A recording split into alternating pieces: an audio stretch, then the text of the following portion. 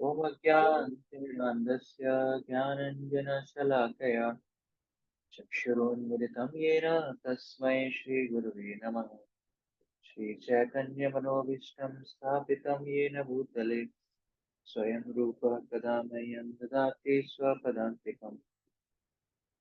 वन्देऽहं श्रीगुरो श्रीयुतपदकमलं श्रीगुरुं वैष्णवांश्च श्रीरूपं साग्रजातं सहगणरघुनाथान्वितं तं सजीवम् साद्वैतं सावधूतं परिजनसहितं कृष्णचैतन्यदेवं श्रीराधा कृष्णपादान् सहगणललिता श्रीविशाखान्वितांश्च हे कृष्णकरुणा सिन्धु दीनबन्धु जगत्पते गोपेश गोपिका कान्त राधा कान्त नमस्ते। तप्त काञ्चन गौरांगी श्रीराधे वृन्दावनेश्वरी विश्वानुसुते देवी प्रणमामि हरिप्रिये। वाञ्छाकल्पतरुभ्यश्च कृपा सिन्धुभ्यैव च पतितानां पावनेभ्यो वैष्णवेभ्यो नमो नमः। जय श्री कृष्ण चैतन्य प्रभु नित्यानंद श्री अद्वैत गदाधर शिवासादि गौर भक्तवृंद। हरे कृष्णा कृष्णा कृष्णा हरे हरे हरे राम राम राम हरे हरे। नमो विष्णुपादाय कृष्णपृष्ठाय भूतले श्रीमते भक्तिवेदांत स्वामी निति नामिने। नमस्ते सरस्वती देवे गौरवाणी प्रचारिणे निर्विशेष शून्यवादी पाश्चात्य देशतार। हरे कृष्णा। आप सब भक्तों का स्वागत है आज की वैष्णव सत्संग की इस क्लास में। तो हम साधना के ऊपर चर्चा कर रहे थे। साधना करने के लिए भक्ति के हमारे पास 64 अंग रूप गोस्वामी के द्वारा दिए गए हैं। इनमें से 5 प्रमुख अंग चैतन्य महाप्रभु के द्वारा हमें दिए गए हैं और जिस पर हमने भागवत श्रवण, अध्ययन और चैंटिंग जप जो है उसके ऊपर चर्चा किया था। तो कोई पॉइंट शेयर करना चाहेगा कल से? अनंत प्रभु। हरे कृष्ण प्रभु जी। हरे कृष्ण। कल मुझे जो मालूम चला वो भक्ति के जो 5 अंग हैं उसमें से जप कीर्तन जो है वो सबसे मतलब 64 अंगों में से 5 महत्वपूर्ण है और उसमें से जप या कीर्तन जो है ये सबसे ज्यादा महत्वपूर्ण है। और दूसरी जो है वो विग्रह पूजा है, तीसरी है भक्तों का संग, चौथी है धाम निवास और पांचवी है भागवतम का श्रवण। इसके साथ साथ एक बात जो मुझे बहुत अच्छी लगी कि हम लोग जो हमें हम सबको करना चाहिए कि जप करते समय भगवान का जो पवित्र नाम होता है और जब हम जप करते हैं तो उस समय किसी भी प्रकार की कोई बाधा ना हो। यहाँ तक कि फोन कॉल भी अगर ना हो तो ज्यादा अच्छा है और मॉर्निंग आवर्स में कर लें तो वो ज्यादा अच्छा है। हरे कृष्ण प्रभु जी। ठीक। थैंक यू सपना माता जी। हरे कृष्णा प्रभु जी। कल एक बात बहुत अच्छी लगी कि हमारी प्रायोरिटी हमेशा जप होनी चाहिए पहली। और हर चीज का प्रॉब्लम एक ही चीज है कि हमने जप को प्रॉपरली नहीं किया और इसका सोल्यूशन यही है कि अच्छी तरह से करना। ठीक है। अंकुर मलिक प्रभु।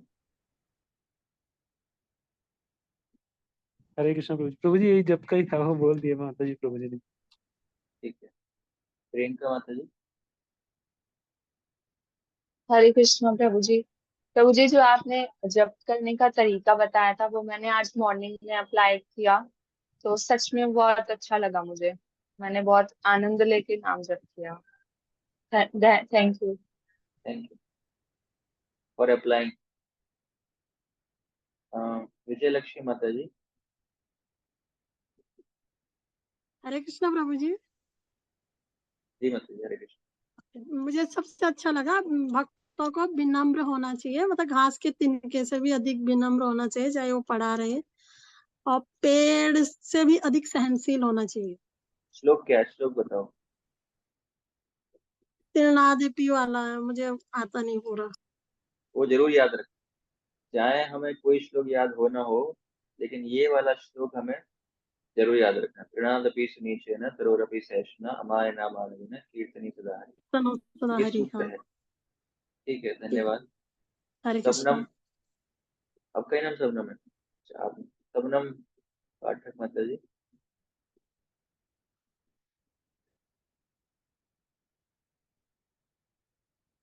सबनम माता जी बोलिए,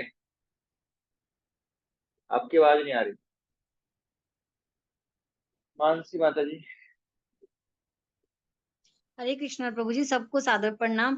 प्रभु जी, मुझे ये बहुत अच्छा लगा टॉपिक कि 99% भक्ति हमारे जप पर डिपेंड करती है, और जप करना अच्छे से करने से हमें प्रॉब्लम आती है, और जब बहुत अच्छे से करने से हमारी प्रॉब्लम्स खत्म भी हो जाती है। और सेकंड टॉपिक ये था कि कभी कभी अपने जप को रिकॉर्डिंग करना चाहिए, तो अब सुनना चाहिए कि हम वाकई में सही करते हैं। बस, हरे कृष्णा। बाकी तो सब बहुत अच्छा था। हरे कृष्णा। अरे, और कुछ कोई शेयर करना चाहते हैं कल की क्लास से? तो वीना चोपड़ा माता जी। हरे कृष्ण प्रभु जी, मुझे भी जब को लेकर ही बात करनी थी। एक्चुअली मैंने आज रिकॉर्डिंग करी और सुना। मेरा एक्चुअली मतलब 6.5 मिनट लगते थे मुझे, तो आज मैंने बहुत स्लो स्लो करा, रिकॉर्डिंग करी थी, बट मैंने चेक करा कि ठीक था, बट फिर भी मैंने बड़े आराम से स्लो स्लो करा, तो मुझे 7.5। नहीं नहीं, एक्चुअली क्या होगा ना, रिकॉर्डिंग ऐसे नहीं करनी। रिकॉर्डिंग अचानक से जैसे हम जो जब करते हैं उसी की रिकॉर्डिंग करनी है। कभी कभी क्या होता है, अच्छा रिकॉर्डिंग चल रही है तो हमारे कॉन्शियसनेस वही रहती है, रिकॉर्डिंग कर रहे हैं तो ध्यान को चेक करना है। हाँ जी, तो हाँ अचानक जी। से ना, जैसे आप कभी स्ट्रगल आ रहा है जब में, तो तुरंत रिकॉर्डिंग लगा दी, या किसी को ओके। बोल दिया, कभी बाई चांस हमें पता ही नहीं रिकॉर्डिंग चल रही है, तो ऐसे रिकॉर्डिंग करेंगे तो ज्यादा लाभदायक होगा। नहीं तो क्या है कि हमने रिकॉर्डिंग लगाई है, हमें पता है, तो कम चांस है गलती करने के। तो वैसे ठीक। रिकॉर्डिंग लगा दें और आराम से जो जैसे जब करते हैं वैसे ही करें, उसी स्पीड में, तब फिर असली पिक्चर सामने आएगी। नहीं तो हम दूसरे को बोलेंगे भाई कभी रिकॉर्डिंग लगा दिया करो, वो मुझे सुना तो ज्यादा लाभदायक होगा। हाँ जी, हरे कृष्ण। सपना माता या कुछ बोलना चाह रही हैं? जी प्रभु जी। प्रभु जी, कल आपने जो भेजा था कि आप कितने दिन का रीडिंग वगैरह का, वो खुल नहीं रहा है ऐप। हाँ, तो जो ऐप नहीं है वो एक्सेल फाइल है। वो खुल नहीं और रही है प्रभु जी। पता नहीं वो फोन में आपके वो ऐप इंस्टॉल है नहीं है। एक्सेल फाइल है, जो लोग जानते हैं लैपटॉप पर कार्य करते हैं, तो एक्सेल फाइल है। मैं बहुत सारा चीज दिए हुए हैं, तो वो खुलेगा, आप अच्छा। किसी बच्चे वगैरह से आप पूछ सकते हैं, वो एक्सेल फाइल है। ठीक। ठीक। और एक बात और प्रभु जी, आपने 3 चीज बताई थी, साधना भक्ति, भाव भक्ति और प्रेमा भक्ति के बारे में बताया था। हम्म। तो जो साधना भक्ति है, जिसमें हमारा मन नहीं लगता, तो हमें कुछ रूल्स और रेगुलेशंस फॉलो करने पड़ते हैं, कुछ डूज एंड डोंट्स भी होते हैं, और हमें अपने मन को नहीं फॉलो करना है। तो इसमें नवधा भक्ति इंपॉर्टेंट है, ये आपने बताया था। हाँ, वो भक्ति के 64 अंग जो है वो साधना भक्ति के हैं। ठीक है। आप लोग और समझना चाहते हो जो मैंने रीडिंग प्लानर भेजा, इसको कैसे यूज करना है? कितने लोग समझना चाहते हैं, हाथ खड़ा कीजिए, तभी बताऊंगा। क्या प्रभु जी फिर से रिपीट करेंगे, जो क्वेश्चन क्या कल था? मैंने रीडिंग के लिए बताया था उसको कैसे यूज करना है रीडिंग प्लानर को, तो मैं एक्सेल फाइल आपके साथ शेयर कर रहा हूँ। वो एक्सेल फाइल है। अब मुझे नहीं पता आप लोग कितने लोग जानते हो एक्सेल क्या होता है। वर्ड एक्सेल है ना, वर्ड होता है, माइक्रोसॉफ्ट एक्सेल होता है, पीपीटी होता है, लैपटॉप में यूज करते हैं हम। तो एक्सेल फाइल है। तो मैं आपके सामने उसको शेयर कर रहा हूँ कि उसको कैसे यूज करना है। एक सेकंड।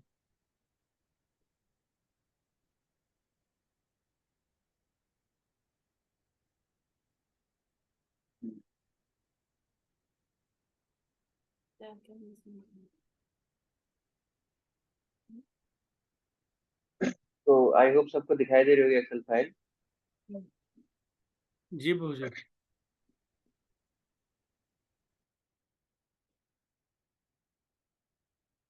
तो इसमें 4 शीट है।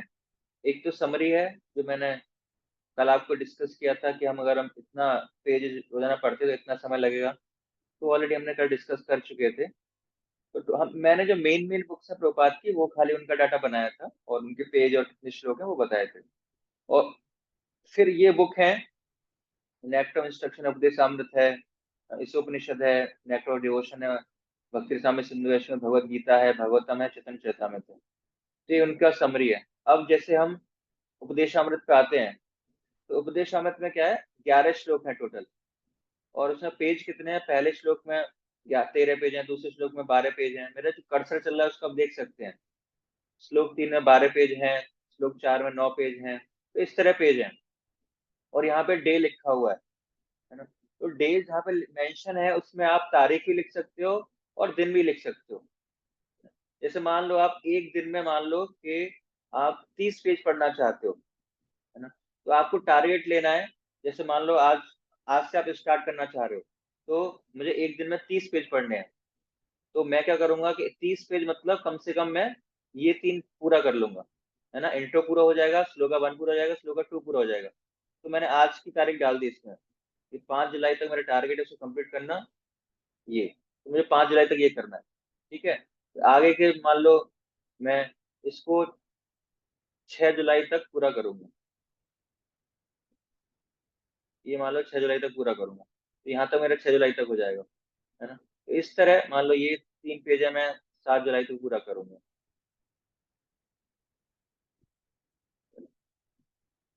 तो इस तरह आप डेट मेंशन कर सकते हो, है ना। तो आप आपके हमेशा माइंड में रहेगा कि भाई 5 जुलाई तक मुझे इतना टारगेट पूरा करना है, 7 जुलाई तक ये पूरा करना है ना। और जैसे मान लो ये हो गया आपका 21 पेज, तो मान लो 8 जुलाई ये करना है। तो इसको आप अपने हिसाब से बना सकते हो, जितने भी पेज आप पढ़ना चाहते हो उतने आप बना सकते हो। मैं जैसे आपको उदाहरण दे के समझा रहा हूँ। तो मतलब अगर आप आज नेक्स्ट इंस्ट्रक्शन पढ़ना शुरू करते हो, उपदेशामृत बुक पढ़ना शुरू करते हो, तो कितने 4 दिन में 5 6 7 8 4 दिन में पूरा कंप्लीट कर लोगे। और एवरेज मतलब कभी 20 25 से छोड़ोगे तो अपने हिसाब से इसको आप शेड्यूल कर सकते हो, ठीक है। तो ऐसे ही इस उपनिषद है।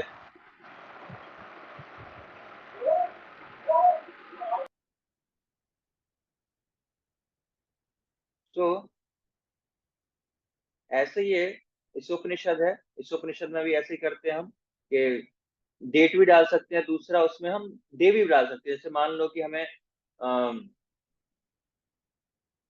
12 पेज है इसमें, है ना। 12 पेज है मतलब एक दिन पूरा करना है, 6 पेज मतलब एक दिन में। तो ऐसे भी आप पूरा कर सकते हैं एक एक दिन करके। तो आप अपनी इच्छा से इसमें कॉलम डाल के यूज कर सकते हैं। और फिर ये है कि भगवत गीता है, भगवत गीता को भी लिख सकते हैं। जो 40 पेज है मैं एक दिन में पूरा करूंगा, 72 पेज है 2 दिन में पूरा करूंगा, 43 है 2 दिन में पूरा करूंगा, 2 दिन में पूरा करूंगा। तो ऐसे करके आप डे वगैरह चूज कर सकते हैं। सबसे बेस्ट है अगर आप डेट डालेंगे, तारीख डालेंगे तो अच्छा रहेगा, आपको विजिबल लगेगा कि मुझे 5 जुलाई तक ये कोर्स कंप्लीट करना है। ये सबसे बेस्ट तरीका है। इसके बाद है श्रीमद् भागवतम और चैतन्य चरितामृत। तो इसमें कैंटो वाइज दे रखा है क्योंकि इसमें बहुत सारी पुस्तकें हैं। तो इसके बाद एक शीट और है, ये खाली श्रीमद् भागवतम की है। तो श्रीमद् भागवतम के कैंटो में जब पहले स्कंद में हम घुसते हैं, तो जो पहला चैप्टर है उसमें 19 चैप्टर है। पहले कैंटो में, पहली पुस्तक में 19 चैप्टर है। तो हर चैप्टर का आपको श्लोक संख्या दे रखी है, 44 पेज दे रखे हैं। तो इसको भी आप देख सकते हैं कि यहाँ पे मैं 5 जुलाई तक इसमें कंप्लीट कर लूंगा एक दिन में। तो ऐसे करके आप प्लानिंग कर सकते हैं। तो इसमें सारे चैप्टर वाइज जितने भी कैंटो हैं ये दे रखे हैं, इसमें प्लानिंग कर सकते हैं आप। उसके बाद एक शीट और है जो चैतन्य चरितामृत के लिए है। उसमें आदि लीला, मध्य लीला और अंत्य लीला है। इसमें भी चैप्टर वाइज दे रखे हैं और श्लोक संख्या, पेज संख्या यहाँ पर दे रखी है। और यहाँ पर डेट है, अपनी डेट से चूज कर सकते हैं कि मैं इस डेट तक मुझे ये टारगेट कंप्लीट करना है। तो इस तरह आपको रिकॉर्ड रहेगा कि मैंने इस तारीख को ये किताब कंप्लीट रहेगी। आपके पास रिकॉर्ड भी रहेगा कि ये श्लोक इतने पेज नंबर तक मैंने इस तारीख तक कंप्लीट कर लिया था।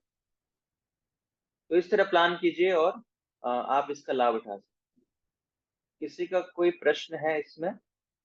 हाथ नीचे करके सब दोबारा हाथ खड़े कीजिए।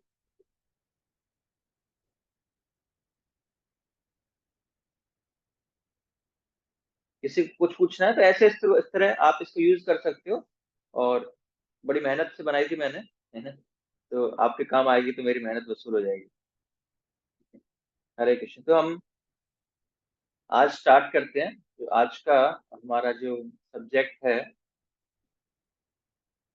वो है अर्चन, है ना। जैसे हमने 5 भक्ति के अंगों पर चर्चा की थी, तो उसमें से एक महत्वपूर्ण अंग भी क्या है, जो अर्चन है। अर्चन मतलब जो हम की भगवान की जो अर्चना करते हैं, है ना, जो पूजा करते हैं। अर्चन मतलब पंचरात्रि विधि के माध्यम से। 2 विधियां होती हैं, एक है भागवत विधि, एक है पंचरात्रिक विधि, है ना। तो पंचरात्रिक विधि मतलब जो रूल्स एंड रेगुलेशन के माध्यम से जो होती है उसको पंचरात्रिक विधि कहते हैं। और जो भागवत विधि हम दूसरी विधि पालन करते हैं, जैसे रीडिंग कर रहे हैं, श्रवण कीर्तन इत्यादि कर रहे हैं, तो उसमें ज्यादा नियम नहीं है, कभी भी हम किसी समय कर सकते हैं। लेकिन जो अर्चन विधि है वो पंचरात्रिक विधि के माध्यम से हम करते हैं, उसमें बहुत सारे नियम है और उन नियमों का पालन करना हमारा विशेष कर्तव्य है। अगर हम पालन नहीं करेंगे तो उसका हमें जो लाभ मिलने वाला है वो नहीं मिलेगा, और बहुत सारी सेवा में अपराध होने के भी चांसेस बने रहेंगे। तो आज हम सीखेंगे, ज्यादा डिटेल में नहीं सीखेंगे लेकिन थोड़ा सा ब्रीफ में कि घर पर हम थोड़ा भगवान की सेवा कैसे की जाए, कैसे आरती की जाए, कैसे भोग लगाया जाए। भोग लगाना हमने ऑलरेडी सीख चुके हैं, आरती कैसे की जाए, सुबह उठाने का, अभिषेक वगैरह का थोड़ा सा ब्रीफ में हम उसको चर्चा करेंगे। तो अर्च विग्रह की सेवा करना जो गृहस्थ आश्रम में भक्त है उनका अत्यंत महत्वपूर्ण कर्तव्य है। और विग्रह हम अपने घर में लकड़ी, मिट्टी, संगमरमर अथवा धातु से बनाए हुए हो सकते हैं। विग्रह स्थापना के लिए आवश्यक वेदी की व्यवस्था अपनी क्षमता अनुसार कर सकते हैं। तो सबसे पहले ये जो हम चीजें आगे डिस्कस करने वाले हैं, अर्च विग्रह की सेवा, ये जो विग्रह है उनकी सेवा के लिए हम डिस्कस कर रहे हैं। और अर्च विग्रह भी घर पे लाना, उसके लिए हमारे पास कोई योग्यता होनी चाहिए। कम से कम हमने कुछ कोर्स किया है ना, सीखा है उनको, तब हमें अर्च विग्रह घर पे लाने चाहिए। किसी गाइडेंस में अपने काउंसलर मेंटर से पूछ के क्या हम अर्च विग्रह की सेवा कर सकते हैं, नहीं कर सकते। क्योंकि बाद में ये दिक्कत ना हो कि अब तो रख लिया, अब सेवा नहीं हो पा रही हमसे, है ना, दिक्कत है, रोजाना भोग भी लगाना, आरती भी करना, बड़ी टेंशन है। तो शुरुआत में फैशन वैशन में हम ले आते हैं, शौक शौक में, और बाद में फिर दिक्कत आती है। तो इसीलिए ये बहुत बड़ी जिम्मेदारी है। तो पूरा सोच समझ के, पूरा डिस्कशन करके, 2-4 दिन, महीने भर आराम से सोच के, ट्रेनिंग लेके पूरा, है ना, या किसी और के घर ट्रेनिंग ले सकते हो आपके भाई, ये ऐसे ऐसे सेवा करनी होती है, तो क्या हम कर पाएंगे, तो पूरा फैमिली से डिस्कस करके, अगर मैं नहीं हूं तो आपको करना है, तब जाके हमें डिसीजन लेना चाहिए कि विग्रह घर में लाने हैं। ऐसा नहीं वृंदावन गए तो वृंदावन में बहुत जो डीटीज थे दुकान में बहुत सुंदर दिख गए, हमने पैक करा लिया पूजी, है ना। कई बार कई लोगों के घरों में इतने सारे लड्डू गोपाल होते हैं, मैंने ये क्यों, तो मुझे वो बेटी को पसंद आ गए, बेटे को पसंद आ गए, मतलब मेरी नजर इन पे बिछ गई तो हम ले आए पैक करके। हमारे पास छोटे चीज थे, बड़े ले आए। सो वो कोई खिलौना नहीं है, सुंदर है, छोटे हैं, बड़े हैं, भगवान है साक्षात, है ना। तो एक विग्रह हमारे घर में होने चाहिए, मोर देन सफिशिएंट है। एक विग्रह की सेवा हम कर लें घर में तो वही अच्छी बात है। और सबसे पहले हमें उनके लिए स्थान प्रॉपर है, वेदी मतलब जो ऑल्टर बना होता है लकड़ी का, जैसे भी थोड़ा सा जो बेसिक चीजें कुछ थोड़ा बहुत होना चाहिए। अगर विग्रह घर में ला रहे हैं तो थोड़ा सा ऑल्टर बना हुआ हो। ये नहीं कि कहीं अलमारी में हमने ऑल्टर रख दिया, वहीं विग्रह लगा दिए, अलमीरा खोलते हैं, भोग लगाते हैं, आरती करते हैं। तो एटलीस्ट विग्रह के साथ ऐसा नहीं करना चाहिए हमको। विग्रह तभी घर में लाने हैं प्रॉपर, हमारे पास स्पेस है उनके रखने के लिए, ऑल्टर है, प्रॉपर पर्दा है, भले ही हम कमरे के अंदर ही रख रहे हैं लेकिन फिर भी एक थोड़ा सा अलग से स्पेस है उनके लिए, तभी हमें विग्रह घर में लाने चाहिए। और जो प्रभुपाद जी ने जो रिकमेंड किया है, प्रभुपाद ने रिकमेंड किया है कि हम घर में दो विग्रहों को सेवा कर सकते हैं, या तो गौरनिताई या जगन्नाथ बलदेव सुभद्रा महारानी। इनके अलावा हमें घर में विग्रह रखने से पहले अपने गुरु की या अन्य सीनियर भक्तों की परमिशन लेनी चाहिए। मेनली मतलब गुरु की या गुरु के जो रिप्रेजेंटेटिव है, क्योंकि राधा कृष्ण की वर्शिप हम घर पर नहीं कर सकते। एक्चुअली वास्तव में राधा कृष्ण की वर्शिप पंचरात्रिक विधि से होती ही नहीं है ना। हमारे मंदिरों में भी जो राधा कृष्ण के विग्रह हैं, तो उनकी जो वर्शिप हम करते हैं तो लक्ष्मी नारायण के मंत्रों का यूज करते हैं हम, क्योंकि राधा कृष्ण की वर्शिप भागवत विधि से होती है, श्रवणम कीर्तन से। तो वो नियम कानून पालन नहीं करते। तो राधा कृष्ण की वर्शिप हम मंदिरों में भी जो करते हैं वो लक्ष्मी नारायण के मंत्रों का उपयोग करके ही की जाती है। मतलब राधा कृष्ण की वर्शिप हम नहीं कर रहे, उनकी वर्शिप कर रहे हैं लक्ष्मी नारायण के रूप में। तो इसीलिए, और उनकी वर्शिप के लिए बहुत सारे स्टैंडर्ड, बहुत कठोर नियम है। तो इसीलिए प्रभुपाद ने रिकमेंड नहीं करते। इवन प्रभुपाद ने जो शुरुआत में मंदिर भी खोले ना, तो राधा कृष्ण का मंदिर नहीं खोले थे, जगन्नाथ जी के, गौर निताय के, हर मंदिर में आप देखोगे गौर निताय आपको मिलेंगे, क्योंकि वो पतित पावन है। वो उनके सेवा में अपराध ज्यादा भगवान लेते नहीं है, वो माफ कर देते हैं। जगन्नाथ जी भी ऐसे ही है कि ज्यादा सेवा अपराध नहीं लगते। लेकिन राधा कृष्ण की सेवा करोगे, कृष्ण बलराम की सेवा करोगे, तो उसमें बहुत सारे अपराध होने के चांसेस हैं। तो अगर आपकी इच्छा है ना, अगर आप लगभग 2-3 सालों से आप भक्ति कर रहे हो, 3-4 सालों से कुछ ट्रेनिंग आपने ली है अर्च विग्रह की सेवा कैसे करनी है ना, उसके बाद आपको सोचना है विग्रह लाने के लिए। 2-3 साल जब से आप इस्कॉन में भक्ति कर रहे हो, प्रॉपर सेवा कर रहे हो, उसके बाद सोचना है। और विग्रह कौन से लाने हैं, गौरनिताई या फिर जगन्नाथ बलदेव सुभद्रा महारानी। यही दो विग्रह रिकमेंडेड है इस्कॉन के द्वारा, प्रभुपाद जी के द्वारा। तो हम घर में अच्छी सेवा इनकी करनी चाहिए। योगी वेदी का अर्थ है गुरु परंपरा, गौर निताय पंच तथा श्री राधा कृष्ण। तो अब आएंगे कि हमारा ऑल्टर कैसे होना चाहिए, है ना, चाहे फोटो है या फिर जो विग्रह है, वो दोनों पे हम बात कर रहे हैं। तो एक तो हमारे मेन डिटीज होते हैं, स्टेप्स होते हैं। तो सबसे ऊपरी स्टेप पे कौन होंगे, जो हमारे मेन विग्रह हैं। मेन विग्रह कौन है, गौरनिताई हो सकते हैं, जगन्नाथ बलदेव सुभद्रा हो सकते हैं, या फिर फोटो है हमारे पास राधा कृष्ण का, तो वो मेन विग्रह जो है ऊपर वाले स्टेप पर मेन विग्रह रहेंगे। और उसके बाद एक नीचे एक और स्टेप होगा, उस पर हमें रखना है राइट साइड में नरसिंह भगवान को और लेफ्ट साइड में पंचतत्व को। राइट साइड में नरसिंह भगवान, लेफ्ट साइड में पंच तत्व को रखना है सेकंड स्टेप पर। और उसके बाद एक और स्टेप होगा नीचे, उसमें हमें रखना है राइट साइड में षडगोस्वामी को, है ना, और लेफ्ट साइड में जो हमारी गुरु परंपरा है ना, उनके पिक्चर जो है मंदिर में उपलब्ध होते हैं, एक साथ ही होते हैं, षडगोस्वामी के एक साथ पिक्चर होता है। और जो हमारी गुरु परंपरा है, इमीडिएटली हमारे जो 4 आचार्य हैं प्रभुपाद जी के बाद, उनकी तस्वीरें वहां पर आवश्यक है, जरूरी होनी चाहिए। तो प्रभुपाद जी गुरु महाराज की, श्री भक्ति सुरेश ठाकुर की, उनके गुरु महाराज गौर किशोर दास महाराज की, उनके गुरु महाराज भक्तिनाथ ठाकुर, उनके गुरु महाराज जगन्नाथ दास बाबा जी महाराज के, ये 5 पिक्चर हमारे ऑल्टर में होनी ही चाहिए। तो ये कंप्लीट मिला के हमारा ऑल्टर बनता है। ये सारी पिक्चरें जब होती है हमारे मंदिर में, तब उसको हम ऑल्टर कहते हैं। ये सिद्धांत है। मेन पिक्चर विग्रह की, जो हमारे मेन विग्रह है, उसके बाद राइट साइड में नरसिंह भगवान, गौरनिताई, क्योंकि गौरनिताई ही सेवा करते हैं वास्तव में राधा कृष्ण जगन्नाथ जी की, और नरसिंह भगवान प्रोटेक्शन भी हम रखते हैं। और उसके बाद सबसे नीचे षडगोस्वामी, उसके बाद जो हमारे गुरु परंपरा है उनकी फोटो होनी चाहिए। और अगर आप दीक्षित हैं तो जो अपने यहाँ पर मतलब आपने आश्रय ले रखा है गुरु का, तो आप गुरु की फोटो भी वहां पर रख सकते हो। मेक श्योर कि जो गुरु की फोटो है वो जो शिला प्रभुपाद जो गुरु परंपरा की फोटो से छोटी होनी चाहिए, बड़ी नहीं होनी चाहिए। या फिर जो नरसिंह भगवान गौरनिताई की फोटो है, उनसे छोटी गुरु परंपरा या षड गोस्वामी होनी चाहिए, उनसे बड़ी नहीं होनी चाहिए। तो सीक्वेंस है, ऐसा नहीं होगा। मतलब सबसे बड़ी फोटो किसकी होनी चाहिए, तो ऊपर मेन विग्रह है, राधा कृष्ण है, कृष्ण बलराम है, फोटो की बात कर रहा हूँ मैं, या विग्रह भी है, या गौरनिताई है, या जगन्नाथ जी हैं, उनका बड़े। उसके बाद जो फोटो होनी चाहिए वो छोटी होनी चाहिए, नरसिंह भगवान की पंचतत्व की, उससे छोटी फोटो होनी चाहिए किसकी, खड़ गोस्वामी की, और जो हमारी गुरु परंपरा है उसकी होनी चाहिए। तो इस तरह हमें ऑल्टर अपना तैयार करना होता है। जब भी ऑल्टर तैयार करें तो इन चीजों का हमें विशेष रूप से ध्यान रखना होता है। तो जरूरी नहीं है कि जब हम घर में सेवा करें तो सारे मंदिरों को, मंदिर में जो नियम फॉलो होते हैं वो बहुत ही कठोर है, उतना हम घर पर नहीं कर सकते।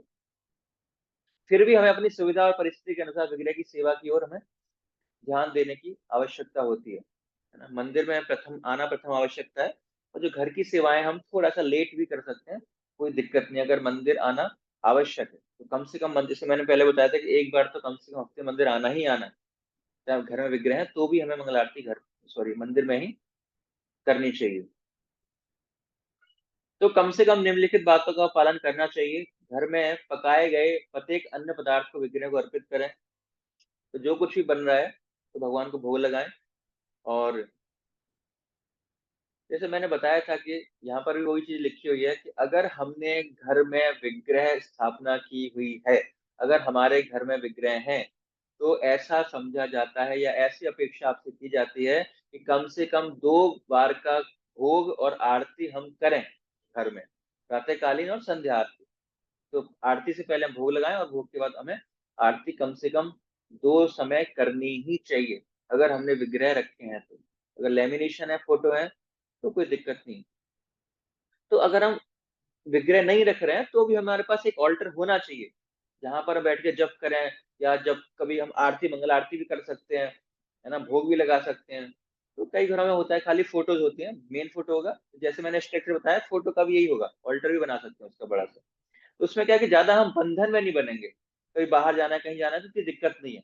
लेकिन विग्रह है तो फिर उनकी सेवा के लिए हमें थोड़ा सा सोचना पड़ता है। तो अगर विग्रह है तो कम से कम हमें 2 बार आरती करनी है, और उसमें भोग भी लगाना 2 बार। आरती करते समय बिल्कुल बात या मजाक ना करें, और ना ही पीछे मुड़कर देखें। तो बिल्कुल कॉन्शियसली हमें आरती मतलब आरती ही करनी है, भोग मतलब भोग ही लगाना है। तो बिल्कुल ध्यान पूर्वक हमें ये सारी चीज करनी चाहिए। घर के लोग जब भी बाहर जाए, अधिक समय के लिए जाए, तो विग्रह को विश्राम देना चाहिए, ऐसा यहाँ पर लिखा हुआ है। लेकिन कोई और भक्त अगर सेवा कर सकता है तो अच्छी बात है, नहीं तो फिर हम विश्राम दे सकते हैं।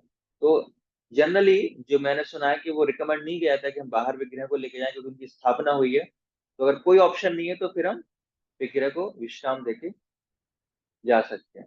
विग्रहों की देखभाल करना, उनके लिए भोग बनाना, उन्हें भोग अर्पित करना, वस्त्र एवं आभूषण बनाना इत्यादि अत्यंत सुंदर सेवाएं, इन्हें करने से कार्यों की शुद्धि होती है, तब परिवार के सभी लोग इसमें सहभागी हो सकते हैं। तो जिस प्रकार जैसे मान लो हमें कुछ सेवा करने आते हैं, तो हमें क्या करना है, सारे परिवार को ट्रेन करना चाहिए कि बाई चांस मैं नहीं हूँ, कुछ काम से बाहर गई या गया, तो बाकी जो भक्त हैं हमारे घर में, बच्चे हैं, तो उनको भी ट्रेनिंग देनी चाहिए। यही विग्रह की सेवा, इस बहाने वो कुछ भगवान से जुड़ते हैं।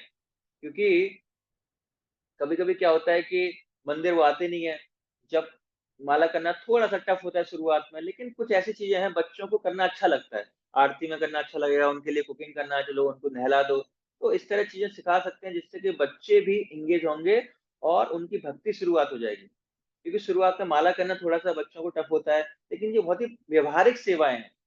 तो इनके बहाने आपके जो बच्चे हैं, आगे जो परिवार वाले हैं, वो जुड़ेंगे भक्ति से, और धीरे धीरे उनका प्योरिफिकेशन होगा, और बाकी भक्ति के अंग भी बाद में वो करने लग जाएंगे, यथा श्रवण कीर्तन इत्यादि अध्ययन, वो लोग करने लग जाएंगे।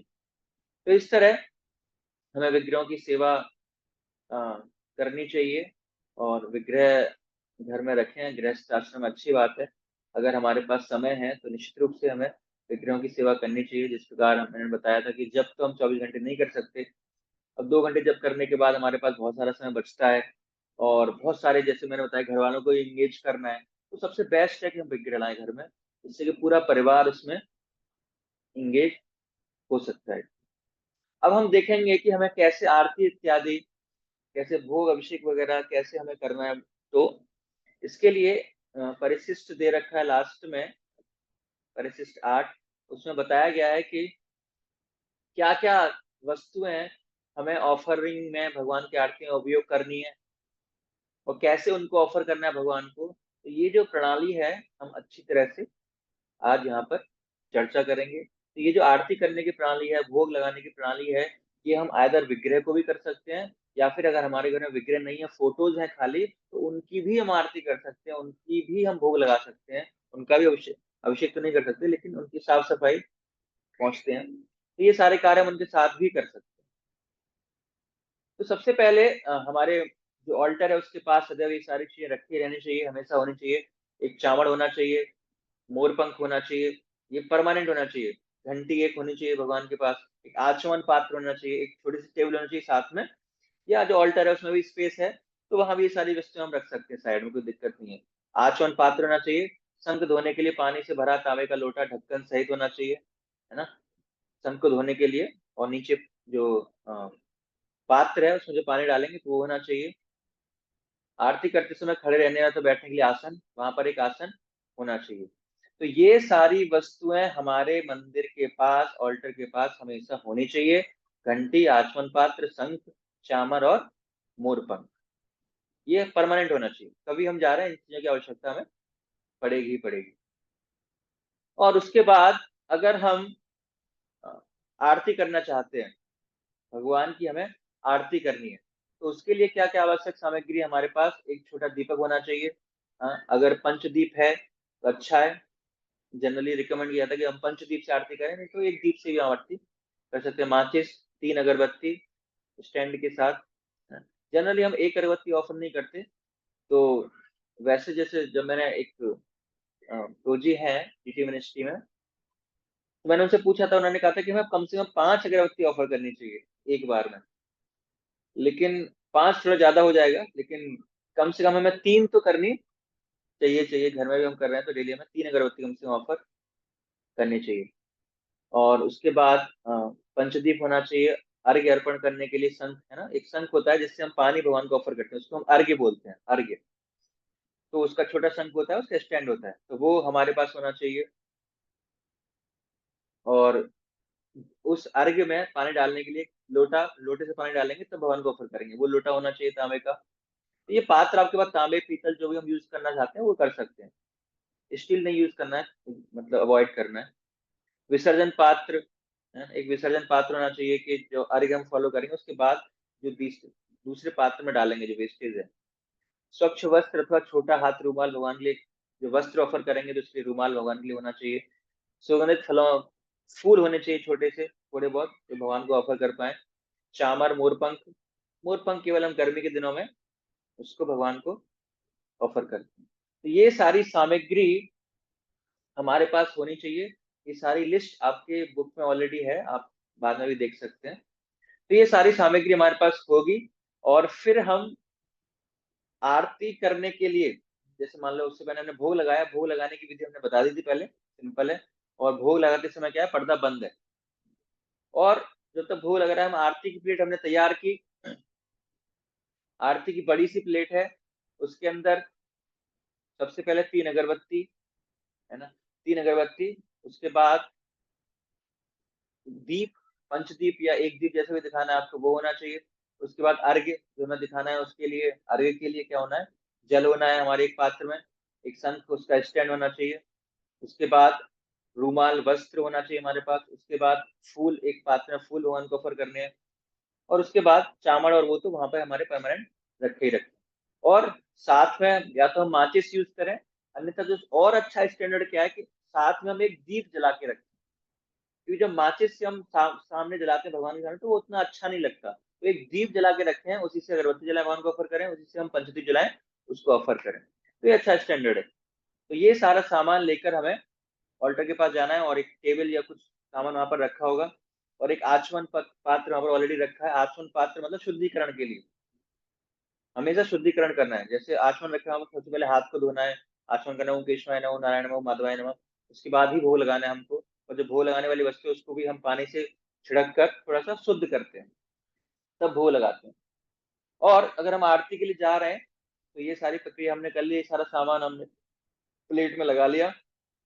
उसके बाद जो आरती का समय होगा तो सबसे पहले हमें शंख बजाना है। हमने अंदर का भोग प्लेट हटा दिया, सब कर लिया, हमने उसकी विधि हमने ऑलरेडी सीख चुके हैं। और ऑल्टर खोलने से पहले, पर्दा खोलने से पहले हमें शंख बजाना 3 बार।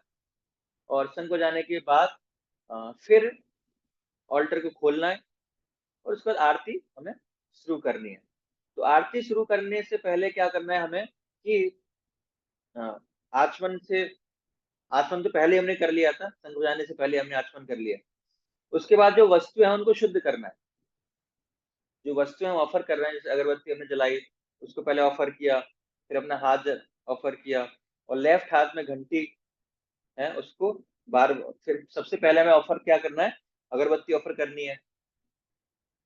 उसके बाद हमें ऑफर करके करना है, जो दीप है वो हमें ऑफर करना है।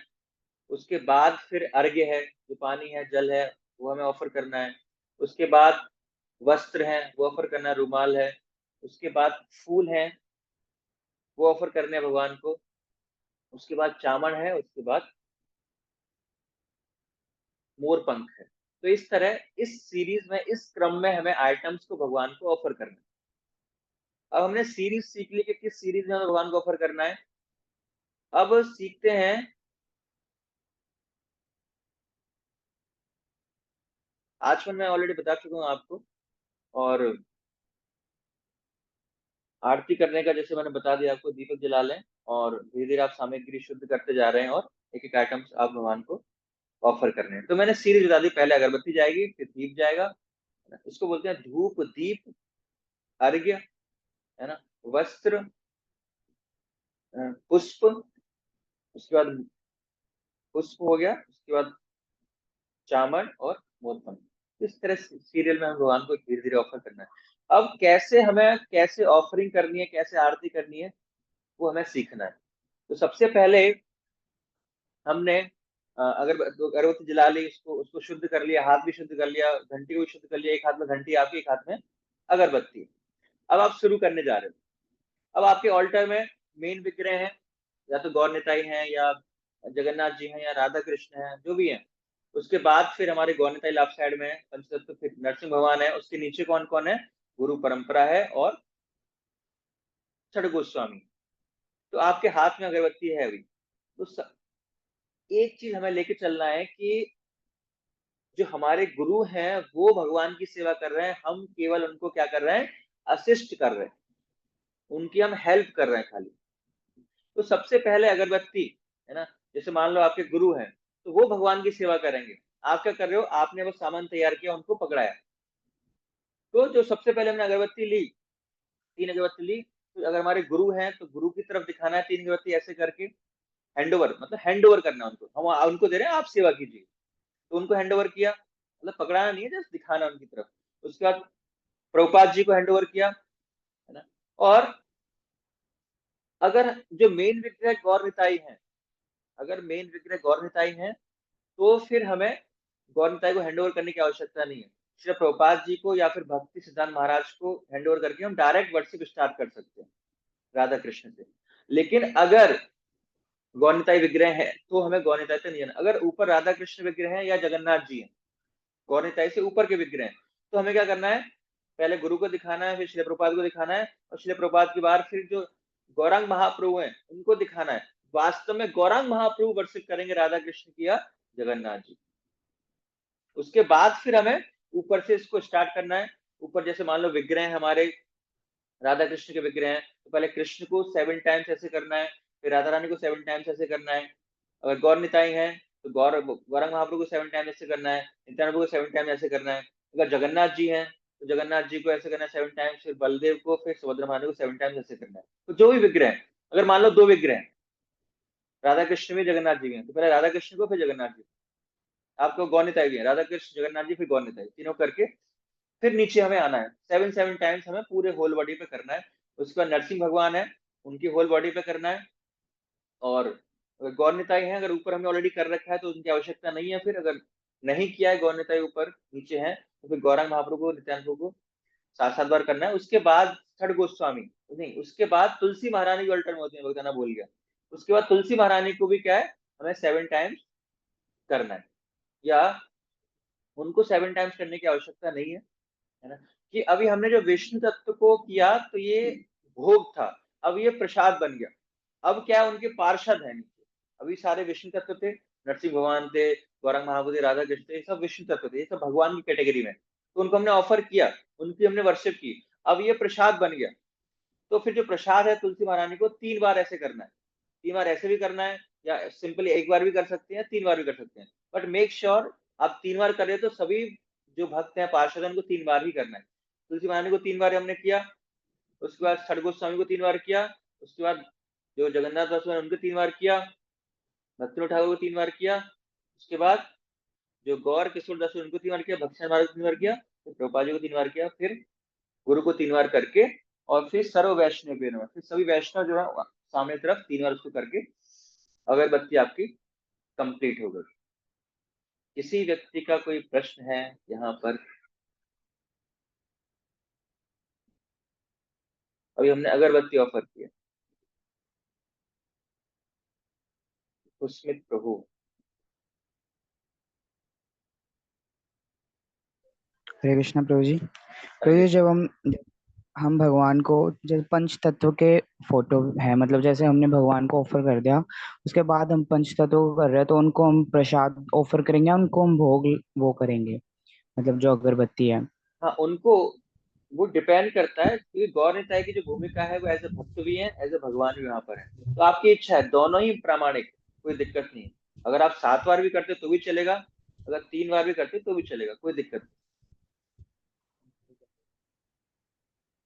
लेकिन अगर मेन ऑल्टर में आपके जैसे खाली गौर निताई ऊपर रखे हैं, तो फिर उनका 7 टाइम्स करना है, क्योंकि मेन विग्रह वही है। ठीक है प्रियंका माता जी। हरे कृष्ण प्रभु जी, एक तो ये 3 अगरबत्ती का क्या सिग्निफिकेंस है?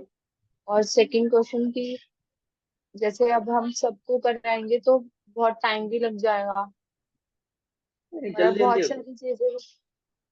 इतना टाइम नहीं लगेगा, वो प्रैक्टिस में है। अगर हम प्रैक्टिस करेंगे तो बहुत जल्दी कर पाएंगे, इतना टाइम नहीं लगेगा जब हम प्रैक्टिस करेंगे। तो जी 3 अगरबत्ती का हमारा सिग्निफिकेंस ये है कि जनरली हम जो ओड नंबर है उनमें हम भगवान की सेवा करते हैं, 1 3 5 7। लेकिन 1 3 उतना अच्छा स्टैंडर्ड नहीं है, 5 और 7 हमें अच्छा स्टैंडर्ड ऑफर करने का। क्योंकि हम डेली हम 5 करेंगे तो अगरबत्ती बहुत यूज होंगी, इसीलिए हम 3 जनरली घर में 3 या मंदिर में कभी हम 3 ही करते हैं, लेकिन अच्छा स्टैंडर्ड 5 कर अगरबत्ती का अगर हम कर सकते हैं। तो बाकी टाइम नहीं लगेगा, अगर हम जल्दी जल्दी करेंगे 7 टाइम तो बहुत आसान है। हम 10 मिनट में आरती कर सकते हैं, अगर खाली एक ही विग्रह है हमारे पास 10 से 15 मिनट में हम आरती कर सकते हैं। हम जो बेसिस होते हैं तो हमारा डेली आरती होती है, बच्चे आरती करते हैं वहां पर, और 15 मिनट में आरती हो जाती है सारे विग्रहों की। उसमें 3 और जैसे मान लो हाँ जी। राधा कृष्ण में जगन्नाथ जी में, तो भी हम 15 मिनट में आरती कर सकते हैं। शुरुआत में टाइम लगेगा, लेकिन धीरे धीरे प्रैक्टिस करेंगे तो हम कर पाएंगे। जैसे प्रभु जी अभी तक जो किया है मैंने, तो प्रभुपाद को ऑफर करके डायरेक्ट राधा कृष्ण का चित्रपट है पूरा, तो प्रभुपाद को ऑफर करके डायरेक्ट राधा कृष्ण को करते प्रभुपाद को हैं, हम ऑफर ही नहीं करते, वो मतलब टर्म उनको हम हैंड ओवर करते हैं। हैंड ओवर करना। हाँ जी। प्रभुपाद को ऑफर हाँ तो जी। प्रभुपाद वर्शिप में ऑफरिंग होती है। ये जो वर्शिप है ये भगवान की वर्शिप है, प्रभुपाद वर्शिप अलग होती है। जी। और प्रभु जी मैंने पढ़ाई था, बुक में पढ़ा था कि जैसे चरणों में 4 बार करते हैं, जैसे हम दामोदर लीला में करते हैं ना, अभी चरणों मैं में दीप 4 पे बार आया नहीं, फिर। अभी मैंने खाली अगरबत्ती का बताया, अभी हम दीप पे आया ही नहीं अच्छा, कैसे करना तो अगरबत्ती में ये नहीं करना। है। अगरबत्ती में 7 टाइम्स करना, केवल पूरे होल बॉडी में 7 टाइम्स करना। जो इंसेंस है उसको 7 ठीक टाइम्स। है फ्रेंड्स। ठीक है, मानसी माता जी।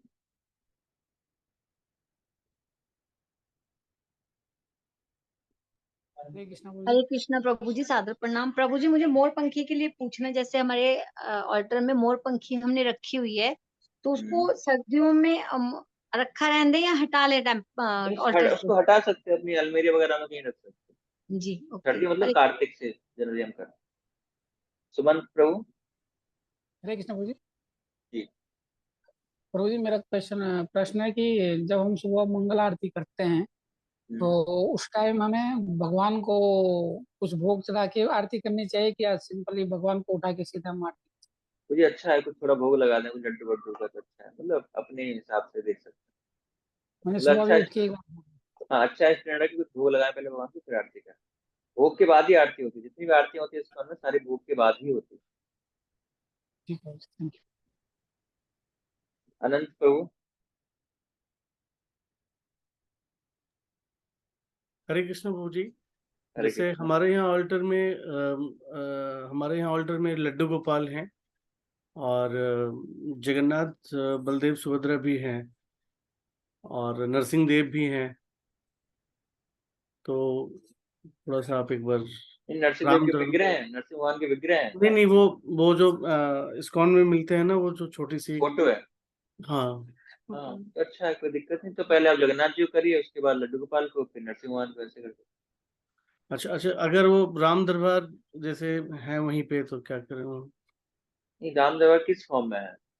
राम दरबार फोटो है? नहीं, फोटो नहीं है वो जी, तो विग्रह में।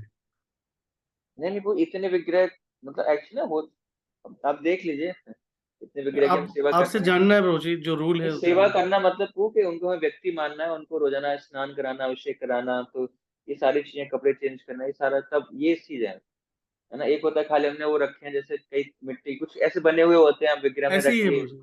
हाँ तो वो यूज नहीं करने हमको, और हम उनकी सेवा कर पाए तो अच्छा है, तब वैसे विग्रह है। ठीक है।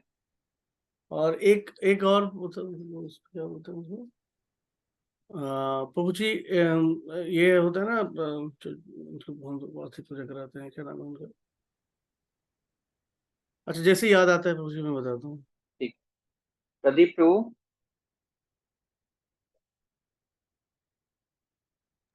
हरे कृष्णा प्रभु जी। हरे कृष्ण। हाँ प्रभु जी, हमारे ऑल्टर में ना राम दरबार, फिर जगन्नाथ जी के विग्रह हैं, और नरसिंह देव तो है ही, और षट गोस्वामी और सब हैं।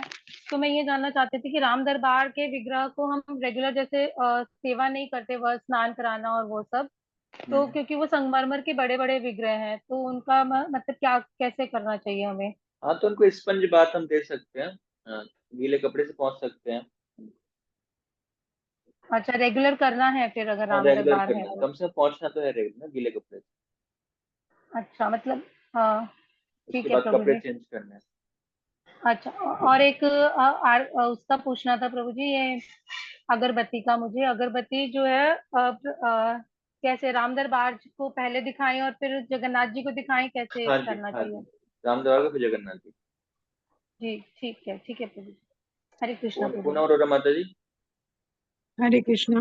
प्रभु जी, एक तो मुझे ये पूछना था कि क्या चुकंदर खा सकते हैं या नहीं? चुकंदर खाते हैं मतलब? नहीं, वैष्णव सदाचार की बुक में लिखा हुआ था कि चुकंदर भी नहीं खाना चाहिए, जैसे मशरूम होते हैं वैसे ही, तो चुकंदर खा सकते हैं या नहीं? माता जी मुझे ज्यादा आइडिया नहीं है इन सब सारी चीजों का, कि ना चुकंदर, पता नहीं चुकंदर होता क्या, मतलब वही कंफ्यूजन है वो क्या कहते हैं, बीट रूट होता है वो, रेड कलर का जो होता है ना, जो ब्लड। मतलब ठीक है माता जी, अगर आपको डाउट है तो मत खाइए, क्या दिक्कत है, अच्छा है। अच्छा, चलो कोई बात नहीं। और सेकंड मुझे ये पूछना था, जैसे आपने बताया था तीनों टाइम की आरती से पहले भोग लगाना है भगवान हाँ को। हाँ, जितनी बार भी आरती करो उतना भोग लगाना, कम से कम 2 बार तो ठीक है, करने, अगर विग्रह है तो। ठीक है। और मेरे घर में लड्डू गोपाल जी और जगन्नाथ बलदेव सुभद्रा महारानी जी हैं, तो पहले जो मतलब दिखाना है प्रभुपाद जी को दिखा के पहले, उसके बाद जगन्नाथ हाँ, जी और फिर लड्डू जगन्नाथ जी को गोपाल जी लड्डू को, गोपाल या को, जगन्नाथ जी फिर लड्डू गोपाल, एक साथ ही, या फिर अलग सीरीज अलग, वाइज? पहले जगन्नाथ जी को फिर उसके बाद लड्डू गोपाल। ठीक है प्रभु। हरे कृष्ण। अब ऐसे हर व्यक्ति अपने विग्रह के बारे में पूछेगा तो बहुत मुश्किल हो जाएगा मेरे लिए। चलो ठीक है, आगे नेक्स्ट, विक्रम सिंह तो। हरे कृष्णा प्रभु जी। ठीक है। प्रभु जी, ये मैं ये पूछना चाह रहा हूँ, अगर जैसे सुबह मंगला आरती में चले जाते हैं तो फिर घर पे किस टाइम आरती करें? घर पे आप बाद में कर सकते हो, कोई दिक्कत नहीं है, अगर मंगला आरती के आप मंदिर आते हो, जब भी आप 6-7 बजे जब भी करना चाहो अपने हिसाब से। और विग्रह को कैसे स्नान कराएं प्रभु जी? वो बताता हूँ फिर। अच्छा, वीना चोपड़ा माता जी, ठीक है। आपका हो हरे गया? कृष्णा प्रभु जी। जी माता जी। मैंने सिर्फ यही पूछना प्रभु जी, जैसे सुबह मैं मंगला अटेंड करती हूँ तो आरती के बाद जैसे सामने की तरफ, और जैसे तुलसी महारानी की आरती करते हैं उसके बाद देन पीछे बैक में करती हैं दोनों तरफ, फिर आगे की तरफ, वो मतलब वो क्यों करते हैं ऐसे, किस लिए? कहाँ बैग समझा नहीं माता जी। जिससे आरती करते हैं, जिस टाइम हाँ, आरती करते हैं तो अगरबत्ती को जैसे साइड पे, इधर लेफ्ट हैंड साइड पे, राइट हैंड साइड पे, देन बैक में भी घुमाते हैं। नहीं नहीं माता जी, वो पता नहीं क्या करते हैं, वो कुछ नहीं है। हमें जैसे जैसे मैंने बताया कि अगरबत्ती को हमने क्या गुरु को दिखाया, उसके बाद हम सभी वैष्णवों को दिखाते हैं, 3 बार हमें सभी वैष्णवों को दिखाना है, तो 3 बार करना है आप, चाहे लेफ्ट करो, राइट करो, पीछे करो, कहीं भी करो, 3 बार करना है आप। ओके ओके ओके, ठीक ठीक है। है प्रभु जी, मैं बस हाँ यही जानना चाहती हूँ, मुझे पता नहीं था। हाँ, ठीक है, पूछना थैंक यू चाहिए प्रभु। ना, अभी तो मंदिर में हाँ कई लोग देखते हैं, वो फॉलो करना चाहिए, ऐसे प्रणाम कर रहा है जैसे घुमा रहा है, मुझे हाँ, भी ऐसे वही घुमाना है, मेरे तो को सीखना इधर भी जरूरी होता करती है। हूँ माताएं, और इधर अभी भी हम करती उस हैं, पर देन आएंगे, पीछे अभी करती आगे हूँ। हम उस पर अच्छा आएंगे, अच्छा, तुलसी महारानी की ऐसी पूजा ठीक करते, ठीक मानसी है माता प्रभु। जी, सॉरी, गुंजन माता जी। हरे कृष्णा प्रभु जी। हाँ जी। प्रभु जी, जैसे हमारे घर पे ना गौर निताई हैं, तो हम उनको ऐसे जल से नहलाते हैं डेली। तो हमें जैसे परम पूज्य गोपाल कृष्ण गोस्वामी महाराज जी का जैसे हम डीटी देखते हैं, जैसे वो नहलाते हैं, तो वो शंख से नहला, मतलब ऐसे ऊपर हाँ, करते हैं। शंख ही यूज करना चाहिए, शंख ही यूज करना चाहिए। अच्छा, तो हमें ऐसे प्रॉपर पानी से नहीं नहलाना चाहिए? नहीं नहीं, पानी, शंख के अंदर ही पानी होता है, पानी शंख के थ्रू डालना है। हाँ वही। हाँ, शंख के थ्रू डालना है पानी। वो दूसरा शंख आता है जिससे अभिषेक हम करते हैं, वो वाला शंख लीजिए, उससे डेली अभिषेक करना है भगवान।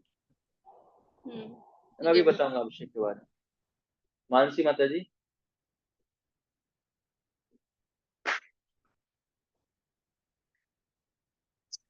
आवाज नहीं आ रही आपकी?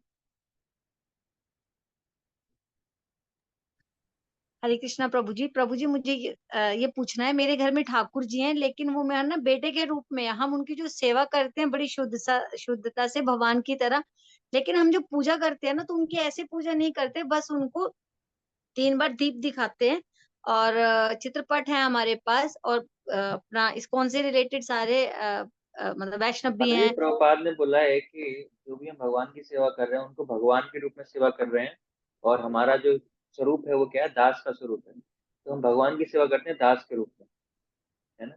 हम बेटे के रूप में भगवान की सेवा नहीं करते, है ना, वो होती है रागानुग भक्ति, कि किसी रागात्मिक भक्ति जैसे यशोदा माता बेटे के रूप में सेवा करती तो उनके अंडर गाइडेंस में भक्ति करें, बेटे के रूप में जाने, लेकिन वो उसका स्तर नहीं है हमारा, है ना। तो अभी हम जो सब सेवा कर रहे हैं दास भाव में सेवा कर रहे हैं, ऐश्वर्य में सेवा करनी है, हमें भगवान अपने स्वामी की तरह उनकी सेवा करनी है, बेटे के रूप में हम सेवा नहीं करते, ठीक है। हम उनको भी मतलब इसीलिए हम लड्डू गोपाल की सेवा नहीं करते, है ना। हम जो प्रभुपाद जी ने बताया है कि हम किसकी सेवा करते हैं, गौर निताई की या जगन्नाथ जी की सेवा करते तो मतलब उनको दीप वगैरह सब दिखा सकते हैं हैं। अगर सब जब दिखाओ, और क्या, सब दिखाना है। हरे कृष्ण प्रभु जी, नहीं थैंक तो यू गौर प्रभु निताई जी। की सेवा करो। प्रियंका माता जी। हरे कृष्ण प्रभु जी, वैसे तो आपने बता दिया, जैसे मंगला आरती करने के लिए हम जाते हैं तो जो घर के डिटीज हैं वो तो फिर सोते रहेंगे तब तक, कोई बात नहीं, वो हम बाद उनको में आके सेवा कर सकते जगाएंगे कौन? हैं, बाद में आके सेवा कर सकते हैं, लेकिन कुछ शेड्यूल अच्छा, बना सकते हैं, आके ऐसा नहीं कि उनको कभी भी जगा कुछ। के भूख लगे? हाँ, आके जगह कर, नहीं नहीं, ऐसे तो नहीं। ठीक है पाजी। आप फिक्स कर सकते हैं, जैसे कोई मंगला आरती 3 दिन मंदिर में जाना है तो 3 दिन वहां पर सेवा का टाइम तो फिक्स कर सकते हैं। सपना माता जी। हरे कृष्ण प्रभु जी, मैंने इस्कॉन मंदिर देखा है, वो लोग रुमाल से रॉकेट स्टाइल बना लेते हैं और ऐसे करते हैं, क्या मतलब है उसका? मतलब मुझे ज्यादा अरे जानकारी जस्ट नहीं है इसलिए सॉरी। आप बताएंगे, अभी वस्त्र ऑफर करना है भगवान को, वस्त्र ऑफर करना है, मैं बताऊंगा अभी। Thank you. हरे प्रदीप कृष्ण प्रभु। प्रभु जी। हाँ जी प्रभु जी, हम जगन्नाथ जी को स्नान कैसे कराएं, मतलब पानी का यूज कर स्नान नहीं सकते हैं? कराना होता उनको, जस्ट गीले कपड़े से पहुंच सकते हैं। अच्छा, तो गीले कपड़े से पहुंच के वस्त्र चेंज कर दें खाली? हाँ जी, हाँ जी। जी जी, ठीक है, धन्यवाद प्रभु जी। इसको बोलते हैं स्पंज बाथ। जब हमारी तबीयत खराब होती है ना, तो हम भी स्पंज बाथ लेते हैं, नहा नहीं सकते तो गीले कपड़े से या से पहुंचते हैं अपने शरीर। सुजल प्रभु। हरे कृष्ण प्रभु जी, दंडवत प्रणाम प्रभु जी। मेरा एक प्रश्न था कि जैसे आपने बताया कि हमें राधा माधव की जो विग्रह होते हैं उनकी सेवा अभी हम उतने वो नहीं है, सक्षम नहीं है करने में, हाँ तो जी। हम नहीं, घर जो पे कभी उनकी नहीं होते, घर पे प्रभुपाद ने घर कभी रिकमेंड नहीं किया। तो प्रभु जैसे मैं फोटो फ्रेम लाया था नहीं, मायापुर फोटो से, तो वो फोटो की बात अलग है, फोटो अलग है, फोटो की सेवा नहीं होती, वो जैसे हम प्रैक्टिस कर रहे हैं, फोटो देखें, विग्रह की बात कर रहा हूँ। और तुझे हमें गौर निताई और जगन्नाथ जी की वो करने चाहिए। हाँ हाँ, विग्रह की बात कर रहा हूँ, फोटो आप किसी करोगे, फोटो दिक्कत। तुझे जैसे ड्रेस होती है तो प्रभु वो तो पहनाते ही नहीं हम, किसको जैसे नहीं गौर पहना, निताई जी के समझ नहीं पता पाया नहीं था क्या। प्रभु इस बारे में। नहीं, गौर निताई को ड्रेस नहीं पहना तो समझा नहीं, क्या कह रहे हो। तो जैसे मेरा भाई मायापुर से लाया था जब वो गौर निताई के विग्रह, तो उस पे जरूरी है मतलब जैसे धोती कुर्ता उन्होंने पहना ही रखा होता है, मतलब प्लास्टिक टाइप का कुछ।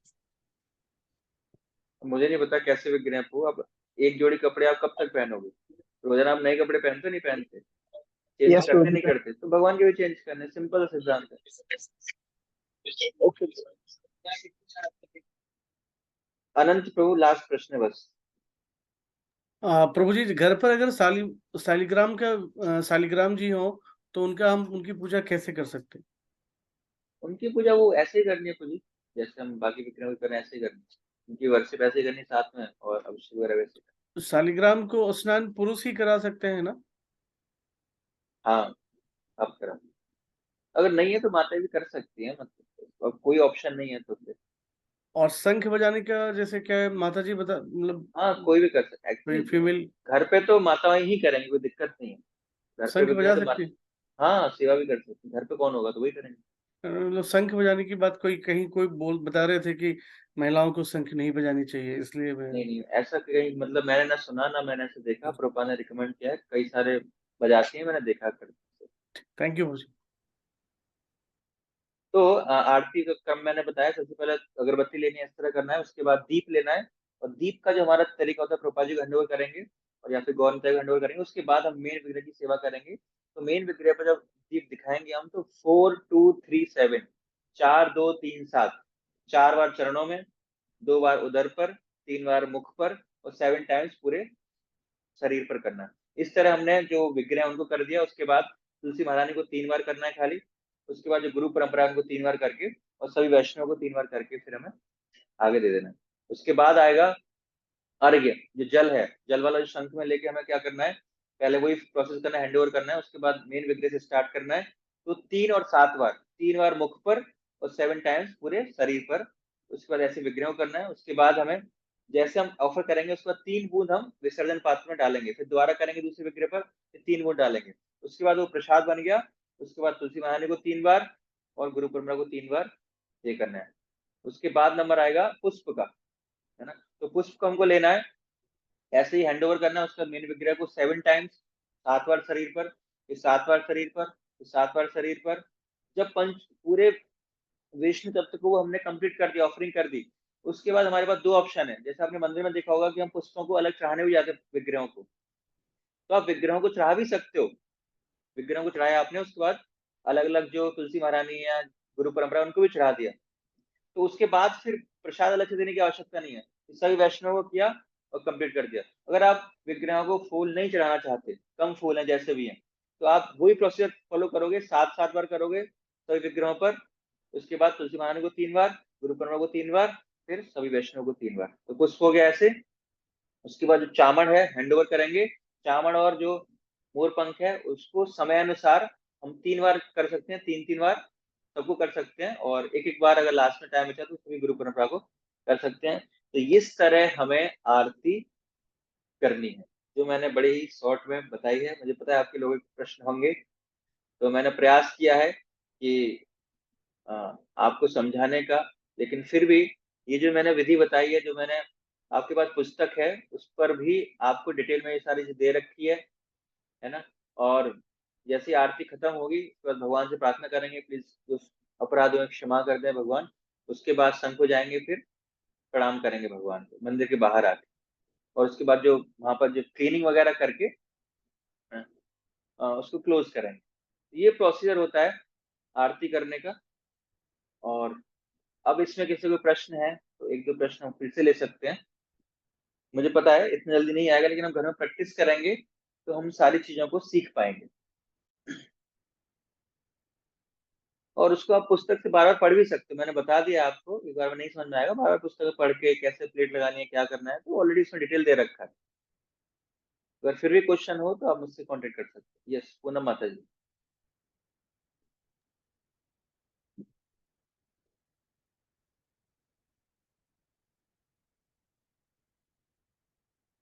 पूनम माता जी, रश्मि माता जी। हरे कृष्णा प्रभु जी। हरे कृष्णा। प्रभु जी अगर शंख बजाना ही ना आता हो तो फिर? तो सीख है। जी ऐसा प्रयास करें, मतलब कुछ अच्छा रहता है, सीखना चाहिए। अगर हम घर में बिक गए हैं तो कम से कम सीखना चाहिए। क्योंकि प्रभु जी मेरे प्रभु जी को आता है, वो मॉर्निंग में चले जाते हैं ऑफिस, फिर इवनिंग को पूजा। तो आप भी सीखिए, उसमें ऐसा कुछ कार्यस्थानी नहीं है, बहुत आसान है, धीरे धीरे बजाना सीख जाएंगे। ठीक है जी प्रभु जी। हरे कृष्णा प्रभु जी। गुंजन माता जी। हरे कृष्णा प्रभु जी। प्रभु जी जैसे आपने बोला कि शालिग्राम शिला की सेवा, लेकिन वो तो ब्राह्मण दीक्षित भक्त करते हैं ना। अब घर पे हैं, देखो जनरली हमें अवॉइड करना चाहिए। अब घर पे ये सारी सेवा हमें अवॉइड करनी चाहिए। अब कोई है घर पे रखा है तो मैं क्या करूं, करें फिर सेवा, है ना। लेकिन जनरली हमें अवॉइड करना चाहिए। हमें केवल गौर निताई की, जगन्नाथ जी की ही सेवा घर पर करनी चाहिए। बाकी सारे विग्रहों की हमें सेवा बहुत ही रिकमेंडेशन पे, बहुत ही गाइडेंस में किसी सीनियर डिवोटी की तब करना चाहिए, नहीं तो हमें अन्यथा नहीं करना चाहिए, है ना। और मुझे भी ज्यादा जानकारी नहीं होती है, क्योंकि जो मेरा डिपार्टमेंट नहीं है ना। मेरी सेवाएं कुछ अलग है। लेकिन जो बेसिक है, एटलीस्ट मंदिर में जो आरती कैसे लगना, भोग कैसे लगना है, तो जो एटलीस्ट मैंने भी कुछ कोर्स किए हैं, तो 60-70% चीजें मुझे पता है। लेकिन मंदिर का जो मेन स्टैंडर्ड है ना, तो वो सारी चीजें मुझे भी नहीं पता। लेकिन जो घर पे कैसे सेवा करनी है एटलीस्ट ना पता है मेरे को, है ना। लेकिन आप अलग अलग विग्रहों के पूछोगे तो वो रिकमेंड ही नहीं किया था घर पे कि नरसिंह भगवान की सेवा करें, या फिर शालिग्राम की सेवा करें, या फिर हम कुछ और विग्रह लाएं, तो बहुत टफ है। तो उनकी सेवा कैसे करनी है तो मुझे भी आइडिया नहीं है ना। तो इसी वजह से मैंने बताया कि अगर आप करना भी चाहते हैं तो पहले आपको एक्सपीरियंस होना चाहिए, अनुभव होना चाहिए, आप 5-6 साल से भक्ति में हो, ब्राह्मण दीक्षित हो, दीक्षित हो गई है, आप किसी गाइडेंस में जो ऑलरेडी हेड पुजारी हैं उनको नॉलेज है, तो ऐसे सीनियर भक्त गाइडेंस में हम सेवा कर सकते हैं। अन्यथा गौर निताय की, जगन्नाथ जी की सेवा करें और अपराधों से मुक्त रहें आराम से, और वो इतना अपराध नहीं लगते। हाँ जी प्रभु जी, अभी हम करते नहीं है संगम में। हाँ, हरे कृष्ण। पूनम अरोरा माता जी, आप आवाज आ रही, आवाज नहीं आ रही माता जी आपकी।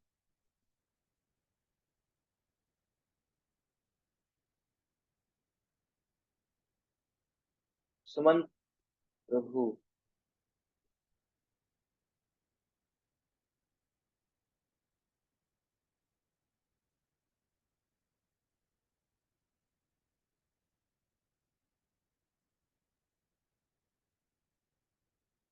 सुमन सिंह प्रभु। हरे कृष्णा प्रभु जी। हाँ जी।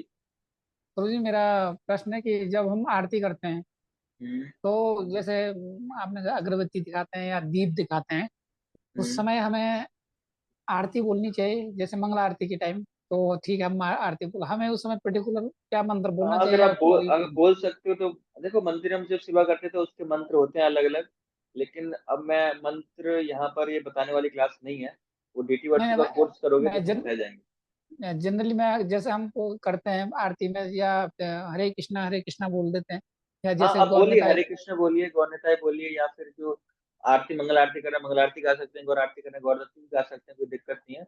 अन्यथा जब हम ऑफरिंग करते हैं तो आइटम का मंत्र होता है, कौन सा आइटम ऑफर कर रहे हैं, हाँ ईशर ईशर दीपा, ओम कृष्णाय नमः, किसको ऑफर कर रहे हैं, तो उन विग्रह का मंत्र होता है। तो हर चीज के मंत्र हैं, जो आइटम ऑफर कर रहे हैं उसका भी मंत्र है, जिस व्यक्ति को ऑफर कर रहे हैं उसका भी मंत्र है।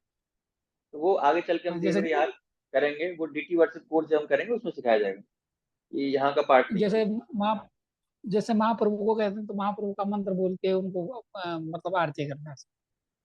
हाँ, जिस व्यक्ति को ऑफर कर रहे हैं उसका मंत्र होता है एक मूल मंत्र, तो वो बोलते हैं। ठीक है, थैंक यू। ठीक है, और कोई प्रश्न किसी का? आरती, भोग, किसी भी सामग्री को लेकर, अभिषेक में बता दे रहा हूँ कि अगर जब हम सुबह भगवान को जगाने जाएं तो नॉक करें, पहले तो घंटी बजाएं, और टाइम उसका फिक्स होना चाहिए, और धीरे से अगर ऑल्टर की जो मेन लाइट है वो ना जलाएं, हल्की सी लाइट जलाएं यार भगवान को, जैसे एक साथ लाइट जलाएंगे तो अजीब सा लगेगा, और हल्की सी लाइट जलाएं। भगवान को जगाने का तरीका होता है कि उनके जस्ट चरणों पे ध्यान लगाएं, चरणों पे हाथ रखें, ध्यान लगाएं, और फिर धीरे धीरे भगवान को उठाएं और खड़े करें उनको। इस तरह धीरे धीरे भगवान को जगाना होता है, और जो अगर वस्त्र उठा रहे हैं तो वस्त्र चेंज करने हैं, भगवान को फिर से बिठाना है वहां पर, उसका भोग लगा सकते हैं, उसके बाद आरती कर सकते हैं, उसके बाद अभिषेक करना है।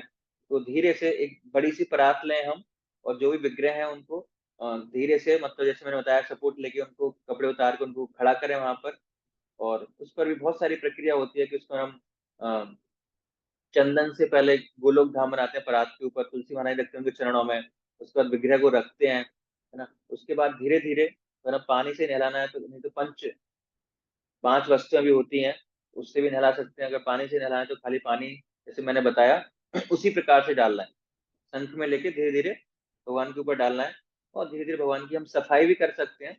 सफाई के लिए हम जो गोपी चंदन है उसको यूज कर सकते हैं, और उससे रुई में लेकर उसको भगवान के शरीर को अच्छी तरह साफ कर सकते हैं। उसके बाद पानी डाल के भगवान को साफ करके सूखे कपड़े से पोंछ कर धीरे से दूसरे स्थान, परात से निकाल कर दूसरे स्थान पर रखना है, और भगवान को जो वस्त्र इत्यादि पहना के फिर से वापस उनको ऑल्टर में रख देना है। और जब हम रगड़े भगवान को तो मेक श्योर कि वो गिर जाएंगे, तो इसी वजह से एक हाथ से उनको पकड़े रहे, दूसरे हाथ से सफाई करनी। और ध्यान रखें भगवान एक व्यक्ति है, ऐसा नहीं भगवान की गर्दन पकड़ी हुई है ऊपर से ऐसे फिर सफाई कर रहे हैं, है ना। तो चरणों में आराम से हाथ पकड़ के, कमर पकड़ के ऐसे आराम से सफाई करनी। ठीक है, तो इस तरह हम कर सकते हैं। अंजलि माता जी, प्रश्न? हरे कृष्ण प्रभु जी। हरे कृष्ण। प्रभु जी, हाँ जी प्रभु जी, मेरा आरती से था थोड़ा सा क्वेश्चन। एक्चुअली इस्कॉन से पहले हम जैसे घर पे आरती करते हैं, तो मेरी दादी ने हमें आरती सिखाई, तो उसमें पहले गणेश जी की करते हैं, फिर हम जगदीश हरे करते हैं, फिर हम आरती कुंज बिहारी की ऐसे करते हैं। हम ऐसे नहीं करते जैसे इस्कॉन में करते हैं। अब मैं उनको बोलूंगी तो फिर वो बोलेंगे मेरे को कि अब मैं फिर क्या करूँ उस केस के अंदर।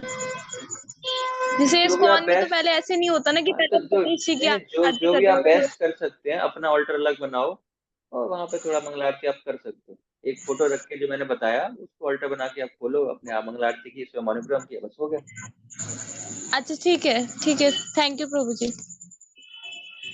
पूनम गर्ग माता जी। हरे कृष्णा प्रभु जी। हरे कृष्णा। प्रभु जी, जैसे हमें बताया गया, हमारे मेंटोर ने बताया कि पहले हम मंगलारती करते हैं फिर नहलाते हैं भगवान जी को। हाँ, अभी आपने बताया कि उठाते हैं नहलाते हैं। मैंने कब बोला?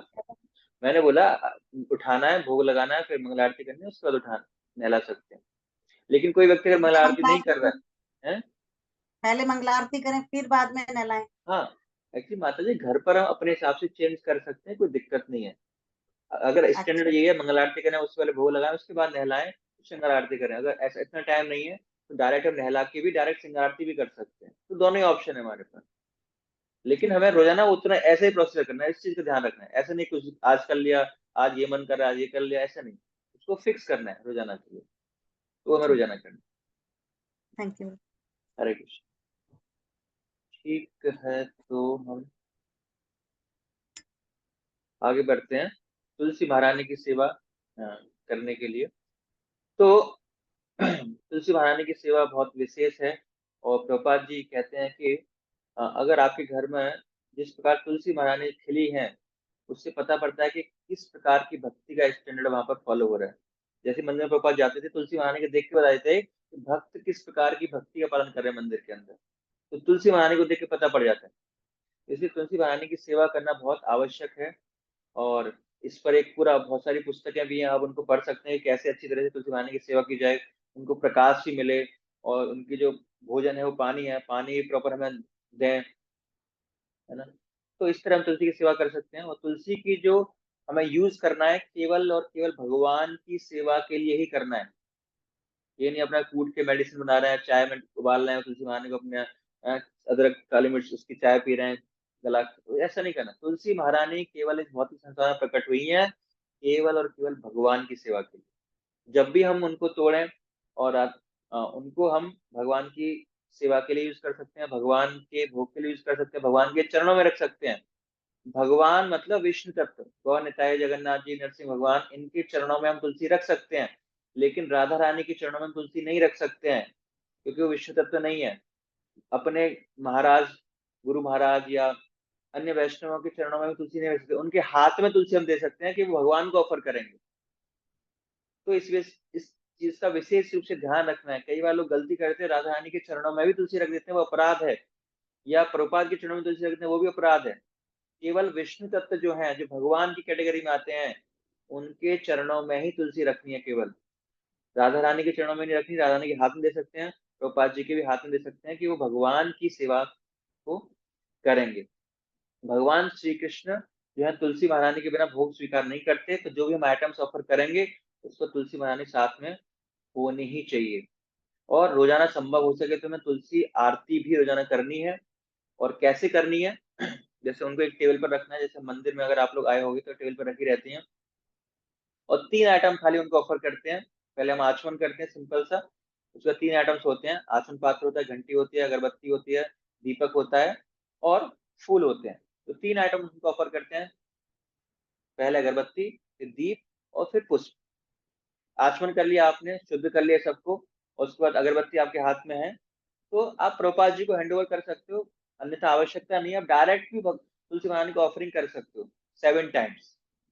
अभी क्या है, हम उनकी वर्शिप कर रहे हैं, उनको प्रसाद नहीं दे रहे हैं, तो 3 टाइम नहीं करना, उनको 7 टाइम्स करना है। 7 बार ऐसे अगरबत्ती घुमानी है। अगरबत्ती दूसरे व्यक्ति को दे दी, अब हाथ आपका ये प्रसाद बन गया, तो फिर से हाथ को धोना है। और फिर जो दीप है उसको उठाकर क्या करना है, 4 2 3 7, 4 बार चरणों में, 2 बार उदर पर, 3 बार फेस पर, और 7 बार पूरे शरीर पर तुलसी महारानी को 7 बार करना है। और उसके बाद फिर हम प्रभुपाद जी को दिखा सकते हैं प्रसाद 3 बार, फिर सभी वैष्णव को हमने 3 बार दिखा दिया। ये अगरबत्ती के समय भी ऐसा ही करना है। हम अगरबत्ती भी 3 3 बार करना है सभी वैष्णवों के लिए। सबसे पहले तुलसी महारानी को, उसके बाद प्रभुपाद जी को प्रसाद 3 बार, उसके बाद सभी वैष्णवों को प्रसाद 3 बार। आज और दीपक में भी ऐसे करना है। उसके बाद पुष्प में फूलों को भी हमें 7 बार घुमाना है। फिर प्रभुपाद जी को प्रसाद देना 3 बार, फिर सभी वैष्णवों को 3 बार। इस तरह आपकी तुलसी पूजा हो गई। उसका प्रणाम करें तुलसी महारानी को, और तुलसी महारानी को हम 3 बार जल देते हैं, थोड़ा थोड़ा करके। और जल देते समय इतना ध्यान रखना है कि ज्यादा जल ना हो जाए, क्योंकि ज्यादा जल से भी तुलसी महारानी को दिक्कत आती है। तो जब हम चम्मच से जल डाल रहे हैं तो मेक श्योर जैसे ज्यादा लोग हैं तो कम कम डालें कि पानी ना भर जाए। ज्यादा जल जो है वो नुकसान होता है। और मेक श्योर कि तुलसी महारानी को रोजाना कुछ धूप भी, प्रकाश जो है सूर्य का उनके लिए आवश्यक है। तो सूर्य का प्रकाश कुछ देर के लिए हम अवेलेबल कराएं। जैसे क्या होता है कि ठंडों में बहुत दिक्कत आती है, तो हम क्या करते हैं, हीटर जला के रखते हैं तुलसी महारानी को हीट करने के लिए थोड़ा। नहीं तो ठंडों में क्या तुलसी महारानी खराब हो जाती है। तो ये सारी चीजों का हमें उनके लिए ख्याल रखना चाहिए। और तुलसी महारानी की हम परिक्रमा भी करते हैं। 3 बार हम परिक्रमा करते हैं तुलसी महारानी की, जिससे तो परिक्रमा करने का मतलब होता है उन्हें हम रेस्पेक्ट शो कर रहे हैं, है ना, उनका आदर कर रहे हैं। जैसे हमने आरती की, आदर शो करने के लिए, उसी प्रकार हम परिक्रमा कर रहे हैं। भगवान की हम परिक्रमा करते हैं। और इस तरह हमें परिक्रमा तुलसी महारानी करनी है, उनका हमें प्रणाम करना है, और फिर उनको प्रणाम करके ये सब करना है। भगवान के लिए वस्त्र बनाते समय तो फूलों का हार बनाते समय विशेष ध्यान देना आवश्यक है। सुई में धागा डालते समय थूक का उपयोग ना करें, है ना। जब भगवान की सेवा कर रहे हैं, अगर हम सुई में धागा डाल रहे हैं तो थूक लगा लिया है ना, उसको पहना करने के लिए उसके छेद के अंदर चला है, तो ऐसा नहीं करना, तो काट कर डालना चाहिए। फूल कपड़ा इत्यादि वहीं पर ना रखकर किसी कपड़े पर रखें, है ना। फूल जैसे हैं तो अपना या तो धोती वगैरह साड़ी वगैरह पर रखें, या नीचे कुछ कपड़ा डाल के रखें, जमीन से वो टच ना हो। केवल सुंदर सुगंधित तथा शुद्ध फूल ही भगवान के लिए उपयोग करें, जिनको प्रयोग ना किया गया हो, तो बिल्कुल फ्रेश है। तो ऐसा सामान ही भगवान की सेवा के लिए यूज करना जो बिल्कुल फ्रेश है, भोग है, ना किसी को अभी तक उसने सूंघा है ना कुछ यूज किया है। ऐसा नहीं जब फूल हम खरीद रहे हैं उसको सूंघ के देख रहे हैं भगवान के लिए कौन से अच्छे हैं, नहीं, बस ऐसे ही उठाने, उनको सूंघना नहीं हो, भगवान के भोग के लिए, हमारे भोग के लिए नहीं है। तो हमें डायरेक्ट भगवान को भोग लगाना है। जिस प्रकार हम भोग भगवान के लिए तैयार करते हैं, तो पहले हम टेस्ट नहीं करते, उसको टेस्ट नहीं करते, हम उसको डायरेक्ट भगवान को भोग लगाते हैं, फिर प्रसाद रूप में खाते हैं। उसी प्रकार निर्माल है, ये इत्यादि हैं, हमने फ्लावर भगवान को भोग लगाए तो बिना सूंघे हुए भगवान को भोग लगाने, उसके बाद फिर जब प्रसाद बन जाएगा तो उनके बाद फिर हम उसको स्वीकार कर सकते हैं। तो इस तरह हमें तुलसी महारानी की सेवा करनी है। ज्यादा और जानकारी चाहिए आपको तो तुलसी महारानी की पुस्तक है, उनको आप अध्ययन कर सकते हैं। यहाँ तक किसी का कोई प्रश्न है?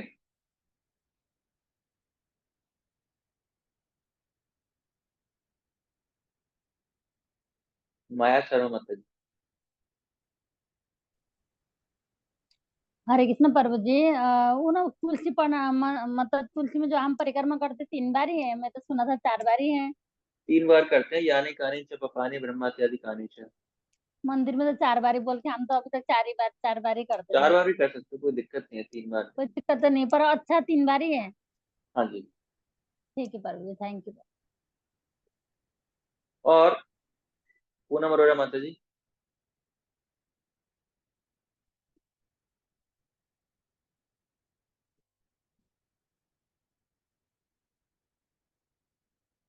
और किसी कोई प्रश्न है?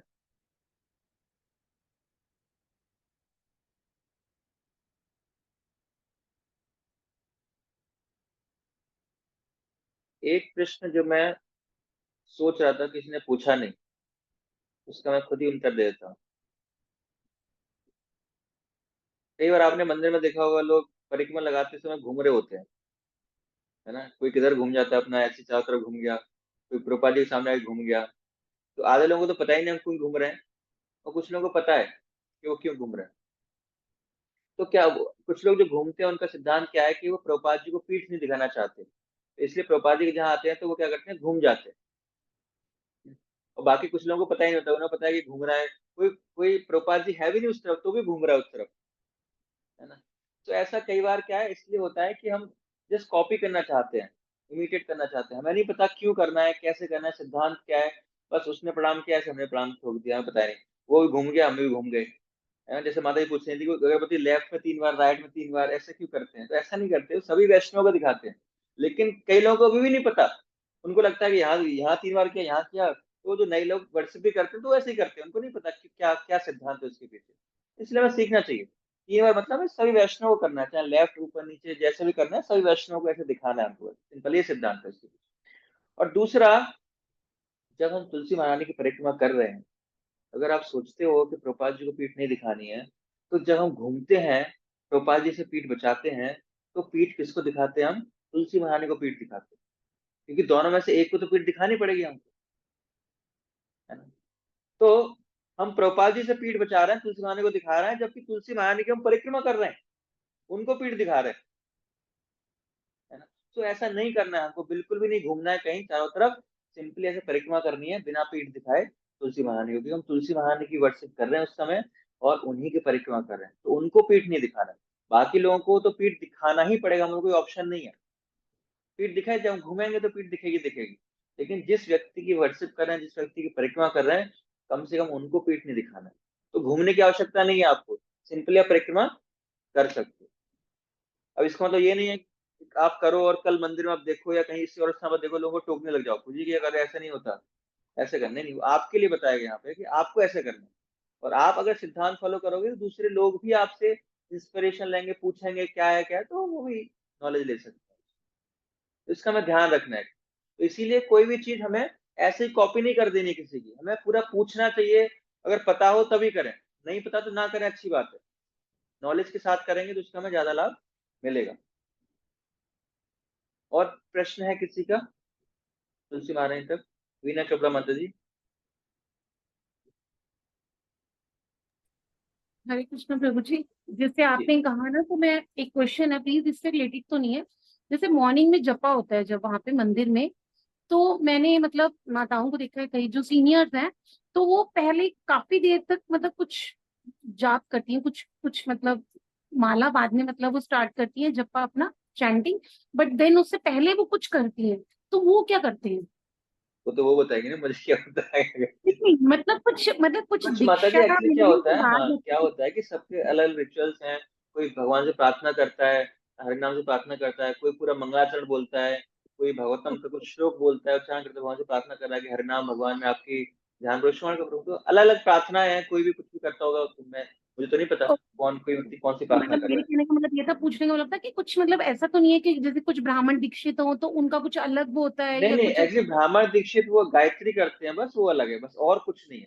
बस ओके, खाली गायत्री है जो 5 मिनट हो जाती है, बाकी और कुछ नहीं है, बाकी ठीक सब कॉमन है।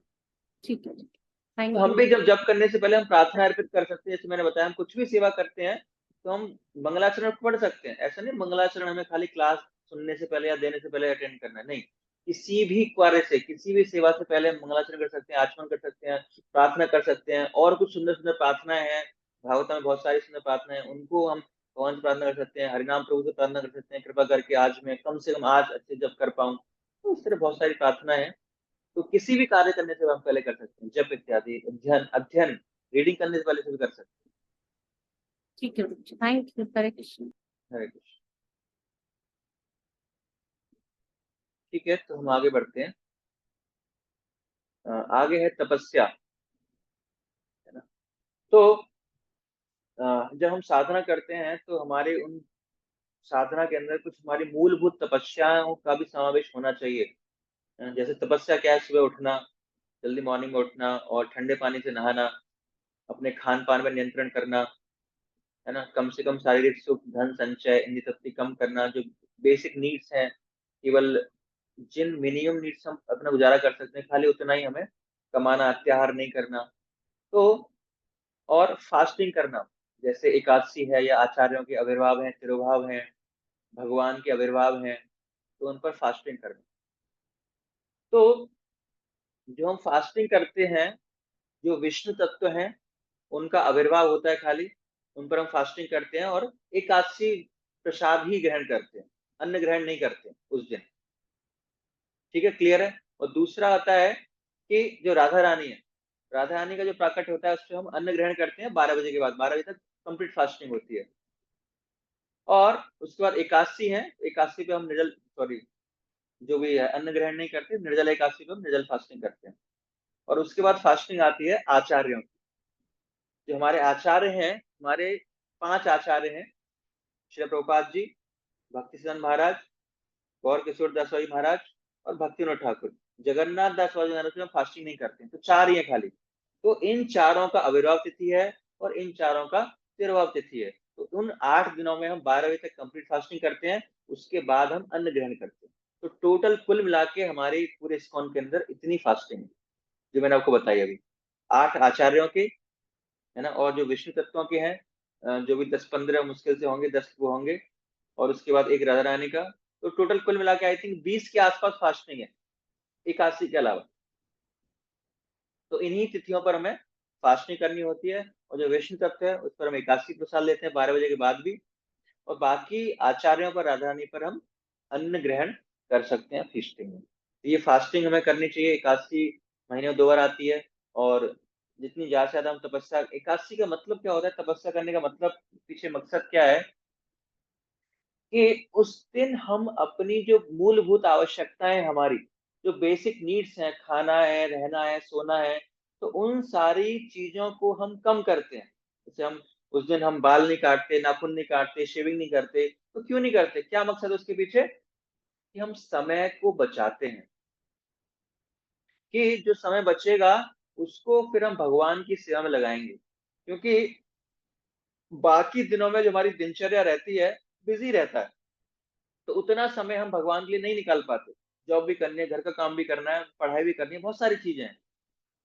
लेकिन एकादशी पे हम सोचते हैं कि एकादशी पे कुछ और नहीं करना, इसीलिए एकादशी को बोला जाता है माधव तिथि। एकादशी क्या है, माधव तिथि है, भगवान की तिथि है। तो केवल और केवल हमें भगवान की सेवा करनी है। तो जो बाकी, जैसे हमें खाना खाना है तो कुकिंग करनी पड़ेगी, इसलिए हम खाने छोड़ देते हैं, फास्टिंग करनी है।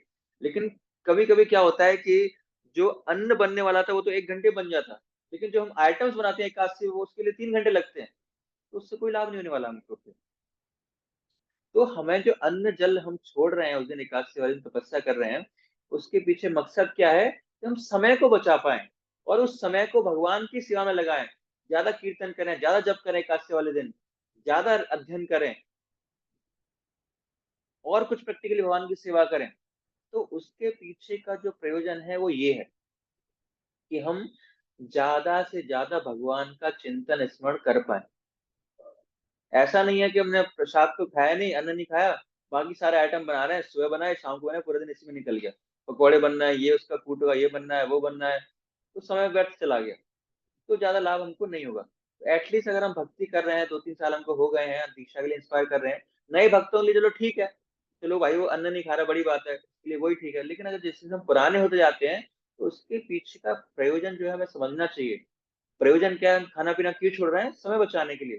अगर खाना पीना छोड़ने के बाद भी समय नहीं बच रहा, तो फिर क्या फायदा हुआ, कोई फायदा नहीं हुआ। तो इसीलिए हमें समय को बचाना है, और उस समय को हमें भगवान की सेवा में लगाना है।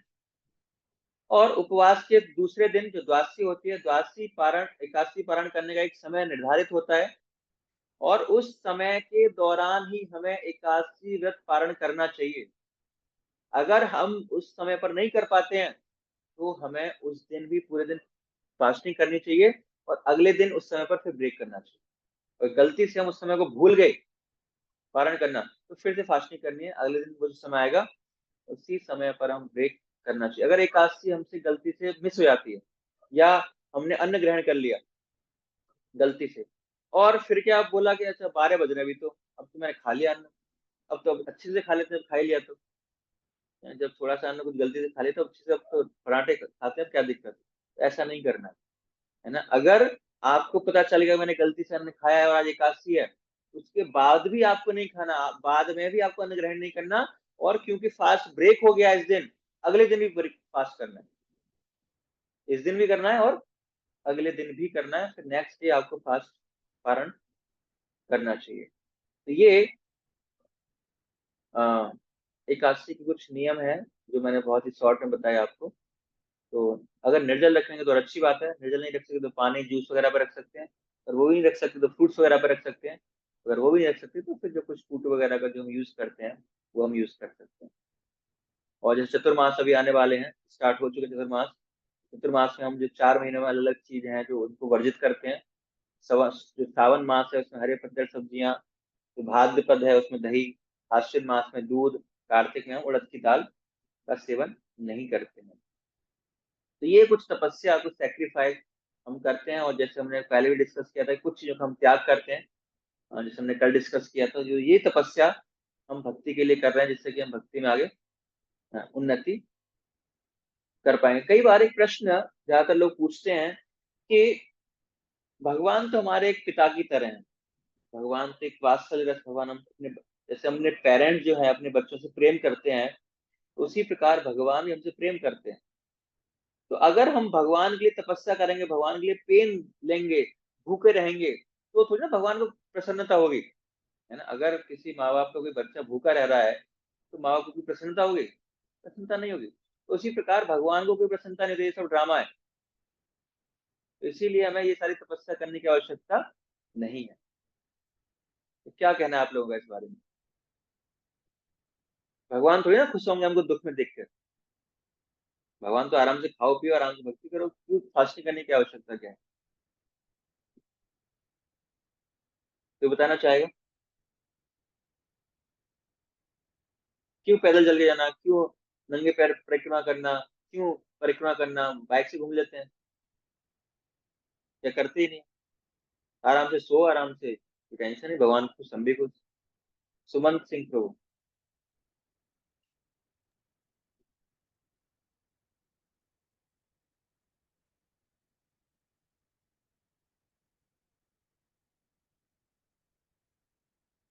अनंत प्रभु।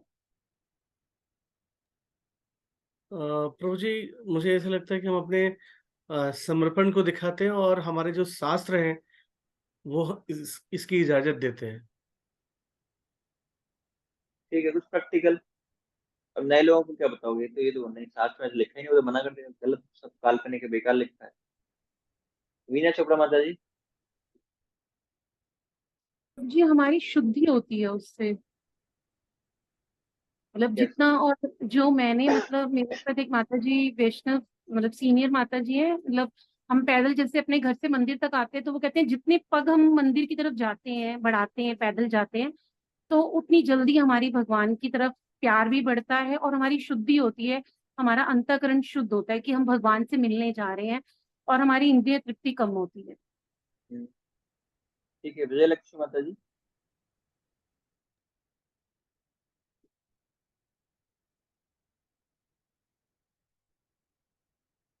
सपना गर्ग।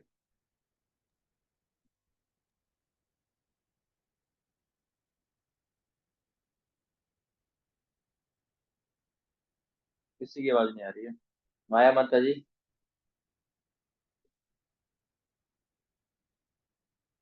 आवाज आ रही है प्रभु जी? हाँ आ रही है। जो प्रभु जी, हम उपवास करके भगवान के पास आने की कोशिश करते हैं।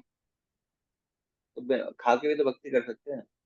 नहीं प्रभु जी, नहीं तो दुख, होगा वो। कष्ट की झेलना फालतू में, भगवान दुखी होंगे ना हमें कष्ट में देख के। जैसे पेरेंट्स हैं, बच्चों को भूखा थोड़ी रखेंगे, पैदल थोड़ी चलवाएंगे उसको, बोलेंगे भाई गाड़ी लेके जाओ आराम से। तो जब हम गुस्से रहेंगे तो भगवान को बहुत ज्यादा से ज्यादा याद करते प्रभु जी। दुख में। हाँ, उपवास करते हैं ना, जब भगवान को बहुत ज्यादा याद करते हैं, अच्छी इसलिए बात। ऐसा। सो इसका उत्तर ये है कि जैसे निश्चित रूप से, निश्चित रूप से हमें दुख में देखे भगवान को दुख होता है, और उनको पीड़ा होती है हमें दुख में देख के। जिस प्रकार पेरेंट्स हैं, अपने बच्चों को देखकर पीड़ा होती है। जैसे मान लो कि जब शुरुआत में जब हम छोटे थे, तो हम कोई भी स्कूल नहीं जाना चाहते, है ना। बचपन में जब पहली बार हम स्कूल भेजा जाता है, जबरदस्ती रो पीट के पूरा जमीन में लेट जाएंगे, नहीं जाएंगे, बस्ता कुछ भी बीमारी बनाएंगे, नहीं जाएंगे। लेकिन पेरेंट्स क्या करते हैं, मार पीट के उनको स्कूल छोड़ के आते हैं। तो हमें जानबूझ के कष्ट दे रहे हैं वो। तो ऐसा नहीं है उनको दुख नहीं हो रहा, उनको दुख हो रहा है, लेकिन उनको पता है कि ये जो दुख अभी इनको मिल रहा है बच्चों को, ये आगे जाके इनको सुख मिलेगा। तो ये दुख है इनके लिए फायदेमंद है। उसी प्रकार जब बच्चा बीमार पड़ता है, तो पेरेंट्स को डॉक्टर के पास ले जाते हैं। मान लो कुछ उसका ऑपरेशन होना है, इतना पेनफुल ऑपरेशन होना है, या कुछ चीरा फड़ा, कुछ टाँके लगने हैं, कुछ करना है, इंजेक्शन लगना है, तो वो नहीं लगना चाहता क्योंकि पेनफुल है वो सारी सिचुएशन। तो वो जानबूझ के फिर भी लेके जाते हैं, जानबूझ के पेन देते हैं। पेरेंट्स को पता है, और पेरेंट्स को दुख भी होता है, जब बच्चे को दुख होता है तो पेरेंट्स को दुख भी होता है, लेकिन उनको पता है कि ये जो पेन है, ये इस व्यक्ति के लिए जरूरत है, अच्छा है। तो उसी प्रकार जब हम ऐसी तपस्या करते हैं तो भगवान को दुख होता है, लेकिन भगवान को पता है ये तपस्या इसके शुद्धिकरण के लिए आवश्यक है। इस समय आगे जाके इसको बहुत फायदा होने वाला है, तो इसलिए हमें ये सारी तपस्या करनी चाहिए। तो अगर कोई पूछता है तो आपको ये जवाब देना आगे से, ये पेरेंट्स भी जानबूझ के दुख देते हैं, तो उनको पता है कि ये दुख आगे जाके उसके भले के लिए यूज होने वाला है। ये तपस्या थी, जो हम तपस्या कुछ फास्टिंग करते, चतुर्मास व्रत रखते हैं, और इसके अलावा भी हम कुछ वॉलंटरी तपस्या भी ले सकते हैं, अपनी स्वेच्छा से ऐड कर सकते हैं उसमें। जैसे चतुर्मास स्टार्ट होने वाला है तो मैं 4 महीने ये काम नहीं करूंगा, फोन यूज नहीं करूंगा, या अननेसेसरी जो वीडियोज है उनको नहीं देखूंगा। तो कुछ ऐसी तपस्या हम ले सकते हैं वॉलंटरी अपनी स्वेच्छा से, या ये वस्तु मुझे बहुत प्रिय है इसको मैं छोड़ दूंगा। तो तपस्या मतलब जो सबसे प्रिय वस्तु है हमको, उसको उस ड्यूरेशन के लिए, उस टाइम अंतराल के लिए उसको त्याग करना। जैसे चतुर्मास स्टार्ट हो गया है तो हमें कुछ न कुछ व्रत लेना चाहिए, एक पॉजिटिव एक नेगेटिव। शायद मैं पता नहीं कहाँ पे क्लास ले रहा था, आई थिंक यहाँ पे तो नहीं बताया आप लोगों को, मुझे लगता है। तो शायद मैं संडे को क्लास ले रहा था, बता रहा था कि चतुर्मास स्टार्ट हो गया है तो हमें कम से कम एक पॉजिटिव, एक यम और एक नियम का व्रत लेना ही लेना चाहिए। पॉजिटिव मतलब एक कुछ ऐसा हमें चीजों को एक्सेप्ट करना चाहिए, माला बढ़ाना है या रीडिंग बढ़ा दें कि भाई मैं 4 महीने में पूरी भविता कंप्लीट कर दूंगा या भागवतम कंप्लीट कर दूंगा, या मैं 4 महीने पूरे 25 माला करूंगा, या जो भी है कुछ ऐड कर सकते हैं आप जीवन में। रीडिंग करूंगा, हियरिंग करूंगा, या मंगल आरती जाऊंगा हफ्ते में 2 बार कम से कम, तो कुछ ऐड कर सकते हैं। और कुछ एक ऐसी चीज को त्याग सकते हैं जो मेरी भक्ति के लिए अनुकूल नहीं है। मैं केवल व्हाट्सअप शाम को 6 से 7 ही चलाऊंगा, या फेसबुक डेली केवल आधे घंटे ही चलाऊंगा, या न्यूज पेपर अगर मेरे पढ़ने का आता है तो न्यूज पेपर पढ़ूंगा नहीं 4 महीने बिल्कुल, या कुछ और भी ऐसी गलत आदत है हमारे अंदर, तो 4 महीने के लिए उसको व्रत हम ले सकते हैं। जैसे मान लो स्वीट्स, जैसे कई लोग को मिठाई खाने से ज्यादा रुचि होती है, तो 4 महीने तक मैं मीठा खाऊंगा ही नहीं। तो ऐसा कुछ हम सेक्रीफाइस तपस्या करनी चाहिए, उससे हमारा शुद्धिकरण होता है और हमारे इंद्रियों पर कंट्रोल करने की क्षमता बढ़ती है, अगर हम ऐसी तपस्या जानबूझ के करते हैं तो ऐसे कुछ वाव व्रत हमें चतुर्मास के अंदर लेने चाहिए। अगर चतुर्मास नहीं तो कम से कम जो कार्तिक आएगा, तो कार्तिक मास में हमें कुछ ऐसा लेना चाहिए। कई सारे भक्त हैं वो एक टाइम अन्न खाते हैं कार्तिक में, तो कुछ अपने स्वास्थ्य के अनुसार, अपनी हेल्थ के अनुसार हम प्रण व्रत ले सकते हैं। उसके बाद है कुछ अनुकूल नियम है, कुछ प्रतिकूल नियम है, जो उपदेश सामृत में रूप गोस्वामी बताते हैं। 6 प्रतिकूल नियम है, मतलब भक्ति के विपरीत हैं, अगर उनको हम करेंगे तो भक्ति हमारी खराब होगी। अत्याहार प्रयास प्रजल्प नियम आग्रह जनसंघर्ष लौल्यम च भक्ति षड्विर्भक्ति विनश्यति। ये 6 प्रकार के कार्य जो हैं हमारे भक्ति को विनाश कर देते हैं। कौन कौन से 6 कार्य हैं? अत्याहार, आवश्यकता से अधिक खाना, और या फिर आवश्यकता से अधिक संचय करना, है ना। कुछ भी चीज हम आवश्यकता, जो हमारी नीड है उससे ज्यादा हम लेना है। जैसे मान लो हमें खानी है 2 रोटी, लेकिन ले रहे हैं 4, है ना, 2 शाम को खाएंगे, तो अत्याहार है। उसी प्रकार जैसे मान लो कि प्रभुपाद जी इस श्लोक में उदाहरण देते हैं, एक मान लो चिड़िया है और वहां पर एक बोरी रखी है, अनाज की बोरी रखी हुई है, और वो उसमें से दाना निकल रहा है। एक चिड़िया आएगी तो कितना दाना लेके जाएगी? जितना उसके मुंह में आएगा, जितना खा सकती है उतना लेके जाएगी। लेकिन अगर एक व्यक्ति मनुष्य वहां पर आएगा तो वो कितना लेके जाएगा? पूरा बोरा लेके जाएगा। पूरा बोरा नहीं खा सकता, लेकिन वो भी पूरा। तो अत्याहार है। अत्याहार मतलब अति आहार, आवश्यकता से अधिक संचय करना, किसी भी चीज का संचय करना, खाने का या धन का या और भी किसी वस्तु का, तो वो भक्ति के लिए अनुकूल नहीं है। कई बार हम घरों में इतना सामान इकट्ठा कर लेते हैं, ये भी रख ले, ये भी रख ले, उसका कोई प्रयोग ही नहीं है, तो अत्याहार है। प्रयास, है ना, अति प्रयास करना, ऐसी वस्तु के लिए प्रयास करना जिसको पाना थोड़ा मुश्किल है, और हम प्रयास कर रहे हैं, अपना समय व्यर्थ कर रहे हैं, पता है कि भाई बहुत मुश्किल है उसको निकालना, तो इतना प्रयास करना ही भक्ति के लिए क्या है?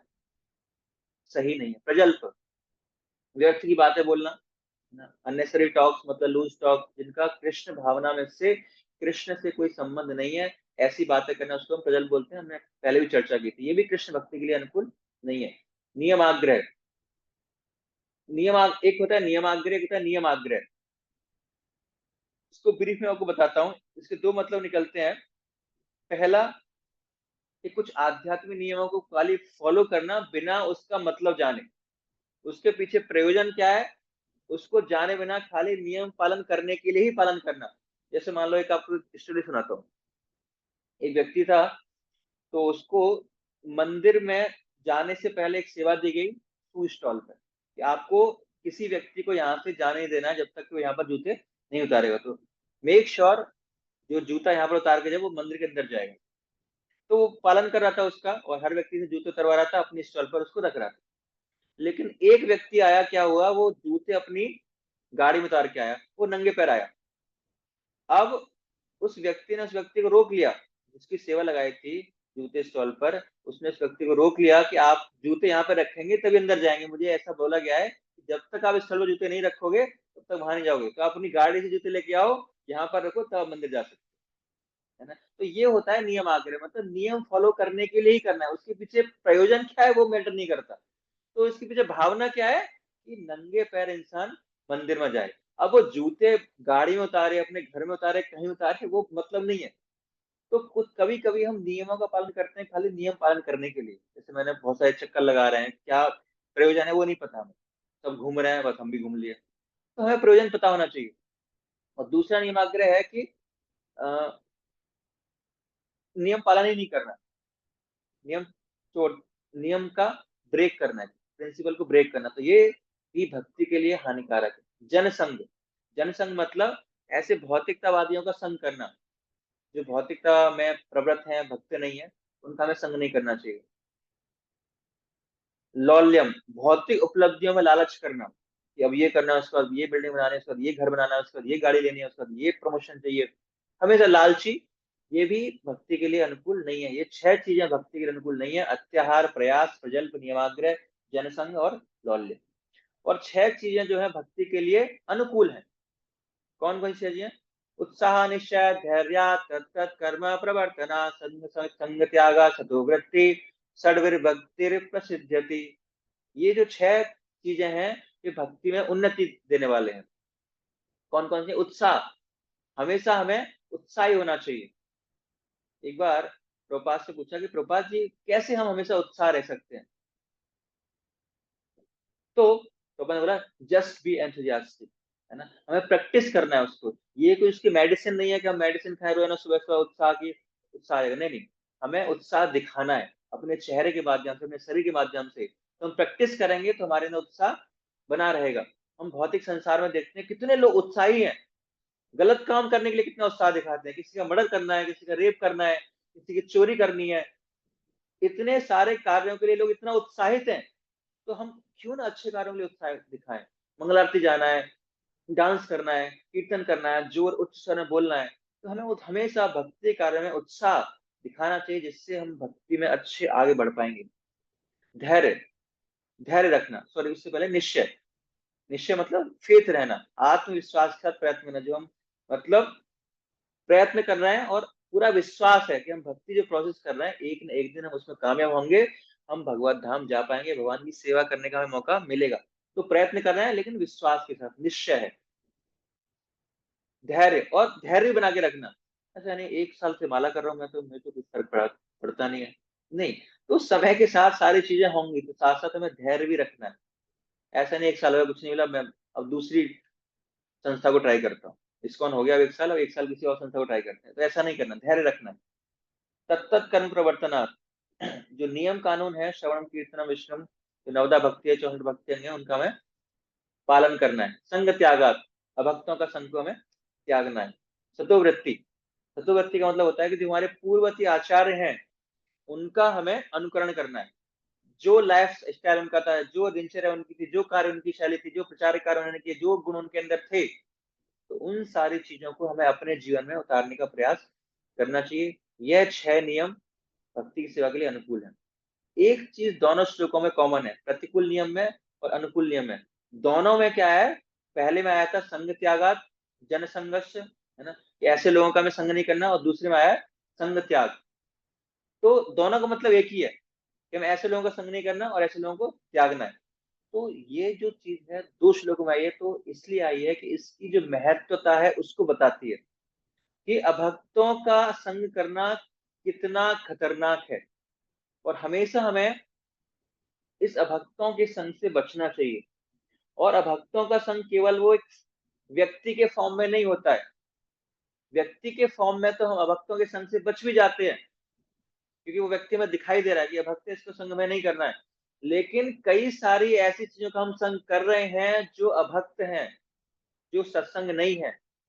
टीवी के माध्यम से, इंटरनेट के माध्यम से, न्यूज़पेपर के माध्यम से, यूट्यूब के माध्यम से, फेसबुक के माध्यम से, तो इन सारे माध्यमों से हम रोजाना अभक्तों का संग करते हैं, भौतिकतावादी व्यक्तियों का संग करते हैं, उनकी वीडियोस देखते हैं, उनके लेक्चर सुनते हैं, पॉलिटिक्स के लेक्चर सुनते हैं, उनकी रील्स को सुनते हैं, उनको देखते हैं। तो ये सारा भी अभक्तों का संग ही कहलाता है। और जब हम ये करते हैं तो हमारी भक्ति में, हमारी चेतना में उसका असर पड़ता है, हमारी चेतना दूषित होती है। और जितनी चेतना दूषित होगी उसका हमारे जप पर प्रभाव पड़ेगा, उतना ही हमारा जप खराब होगा, उतनी हमारी भगवान की सेवा खराब होगी। तो इसीलिए हमें विशेष रूप से ध्यान रखना है कि अभक्तों का संग हमें बिल्कुल नहीं करना है, किसी भी फॉर्म में नहीं करना है, सोचना भी नहीं है। इतना खतरनाक है हमारी भक्ति के लिए। इसके बाद है ब्राह्मणों का जीवन। ब्राह्मण जीवन का अर्थ है स्वच्छता का जीवन। ब्राह्मण यदि सवेरे गायत्री ना की हो तो उसे दोपहर में 2 बार गायत्री करनी चाहिए। तो जो ब्राह्मण दीक्षित है उनके लिए बताया गया है कि उनको गायत्री 3 समय करनी पड़ती है, 3 संध्या में, षष्ठी संध्या, 3 संध्याओं में। अगर वो सुबह नहीं कर पाता तो शाम को कर सकता है। और गायत्री मंत्र जब करना है व्यक्ति रूप से निर्भर करता है, ऐसा ना करें, न हो कि सायकाल 3 बजे तक गायत्री मंत्र जब करना चाहिए। दोपहर को भी ना की तो ऐसा करना अत्यंत आवश्यक नहीं है, और न ही ऐसा कोई कठोर नियम है। यह व्यक्तिगत रूप से निर्भर करता है कि हम ऐसा करें या ना करें। जिन्होंने ब्राह्मण दीक्षा ली है उन्हें बिना भूले 3 शाम गायत्री करनी चाहिए। विग्रह सेवा के नियमों का पालन एवं अभ्यास करते रहना चाहिए। समय का महत्व, जैसे मनुष्य जीवन बहुत दुर्लभ जीवन है, तो एक एक सेकंड हमारे लिए बहुत कीमती है इस मनुष्य जीवन का। तो समय का सदुपयोग हमें बिल्कुल संभाल के करना है। एक क्षण भी व्यर्थ ना हो कि हम भगवान का स्मरण ना करें। मतलब हमारे जीवन में एक क्षण भी ऐसा नहीं आना चाहिए कि उस समय के लिए हम भगवान को भूलें। ऐसा अपने लाइफस्टाइल को, जीवन की दिनचर्या को ऐसे मोल्ड करना है कि हम हर जीवन के मोड़ पर, हर कार्य में भगवान का स्मरण कर पाए। तो अपने शेड्यूल को बनाना है कि हम पूरे देख सकते हैं हमें 24 घंटे में क्या-क्या रोजाना करते हैं, डायरी में नोट कर सकते हैं। अच्छा, इतने बजे से इतने बजे तक मैंने ये किया था, इतने घंटे मैंने ये किया, इतने घंटे मैंने ये किया। और टोटल हम लगा रहे हैं तो कितने घंटे आ रहे हैं? 18 घंटे आ रहे हैं। 6 घंटे हमने क्या किया पता ही नहीं पड़ा, 4 घंटे हमने क्या किया पता ही नहीं पड़ा। इसका मतलब क्या है? 4 घंटे आपने वो काम किया जो आप लिख नहीं सकते, है ना? या वो वेस्ट गया समय आपका, 4-6 घंटे, 3 घंटे फालतू कार्य में। तो इसलिए हमें ध्यान रखना है कि समय बहुत कीमती है और उसे हमें व्यर्थ नहीं गंवाना चाहिए। पता नहीं मनुष्य जन्म दोबारा मिलेगा नहीं मिलेगा, तो मनुष्य जन्म को मिल गया है, मनुष्य दुर्लभ देह, तो उसका हमें सदुपयोग करना है। और उसका सदुपयोग क्या है? भगवान की सेवा। तो इन चीजों का हमें ध्यान रखना है। तो आज हमने डिस्कस किया आरती वगैरह की सेवा, कैसे उनकी आरती करनी है, कैसे ऑल्टर होना चाहिए, कैसे कौन से आइटम है किस फॉर्म में किस तरह ऑफर करने हैं भगवान को, क्या विधि है, क्या क्रम है भगवान का जिसमें ऑफर करना चाहिए, और कौन कौन से आइटम कैसे कैसे ऑफर करनी चाहिए, तुलसी देवी की कैसे हमें प्रार्थना करनी है, कैसे पूजा करनी है, परिक्रमा लगानी है, आरती कैसे करनी है उनकी, तपस्या, एकादशी, चतुर्मास में कुछ कुछ वॉलंटरी तपस्या करनी चाहिए, और अनुकूल और प्रतिकूल नियम हमने अच्छे से पढ़े। और उसके बाद हमने समय के महत्व को देखा कि समय का बहुत महत्व है, हमें उस समय का सदुपयोग अपने जीवन में करना चाहिए। हरे कृष्णा। किसी को प्रश्न है तो प्रश्न पूछ सकते हैं।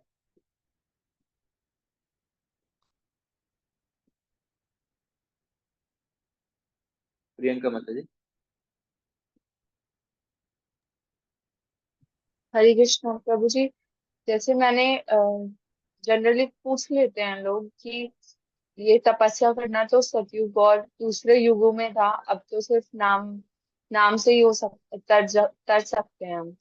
तो हमें इतनी तपस्या करने की क्या जरूरत है? हम जैसे अभी आ, वो एकादशी थी, निर्जला एकादशी, तो उस टाइम पर बोलते हैं कि ज्यादा से ज्यादा नाम ले लो, अपनी माला ज्यादा से ज्यादा कर लो, जरूरी है हमें भूखा और प्यासा रहना है। तो प्रभु जी उनको कैसे आंसर देना चाहिए? उनको आंसर ये देना है कि जितना हम ज्यादा हम इंद्रियों पर जैसे हम तपस्या करते हैं, फास्टिंग करते हैं, जैसे मैंने बताया, तो उससे हमारी इंद्रियों पर कंट्रोल करने की क्षमता बढ़ जाती है ना। और मैं आपको उदाहरण देता हूँ कि एक व्यक्ति जो खा पी रहा है दिन भर, उससे आप माला करवाइए, और एक व्यक्ति ने जो कुछ नहीं खाया है उससे माला करवाइए। तो हमेशा जिसने सुबह से कुछ नहीं खाया है वो सबसे ज्यादा नंबर ऑफ राउंड चैंटिंग करता है ना। जैसे हमारे मंदिर में कई भक्त हैं, या मैं पर्सनली बात करूं तो मतलब जितनी भी एकादशी आई है, निर्जला एकादशी, मैंने एवं 100 माला की है, 100 माला से ज्यादा की है। उसके अलावा मैंने कभी 100 से माला ज्यादा नहीं कर पाते, हम खा पी के करते। तो उस समय सामय चेतना सब कुछ होती है। कभी कभी मन हमें परेशान करता है, लेकिन मन को थोड़ा सा हमने अगर सिखा दिया तो निश्चित रूप से उस दिन हम नहीं खाते तो हमारा शरीर ज्यादा एक्टिव रहता है और हम ज्यादा माला कर पाते हैं। तो ये हम उनको बता सकते हैं। तो अपने हम हमारे इंद्रियों पर कंट्रोल करने की क्षमता बढ़ जाती है, और भगवान की सेवा में भी हमारा मन लगता है, क्योंकि भोग तृप्ति में नहीं लग रहा तो इधर मन लगाना आसान होता है अगर हम ऐसा कर रहे हैं तो। अगर नहीं करेंगे तो भक्ति टफ हो जाएगी थोड़ी। इसलिए हमें तपस्या करनी चाहिए, जानबूझ के कुछ वॉलंटरी सफरिंग्स लेनी चाहिए। और किसी को प्रश्न है?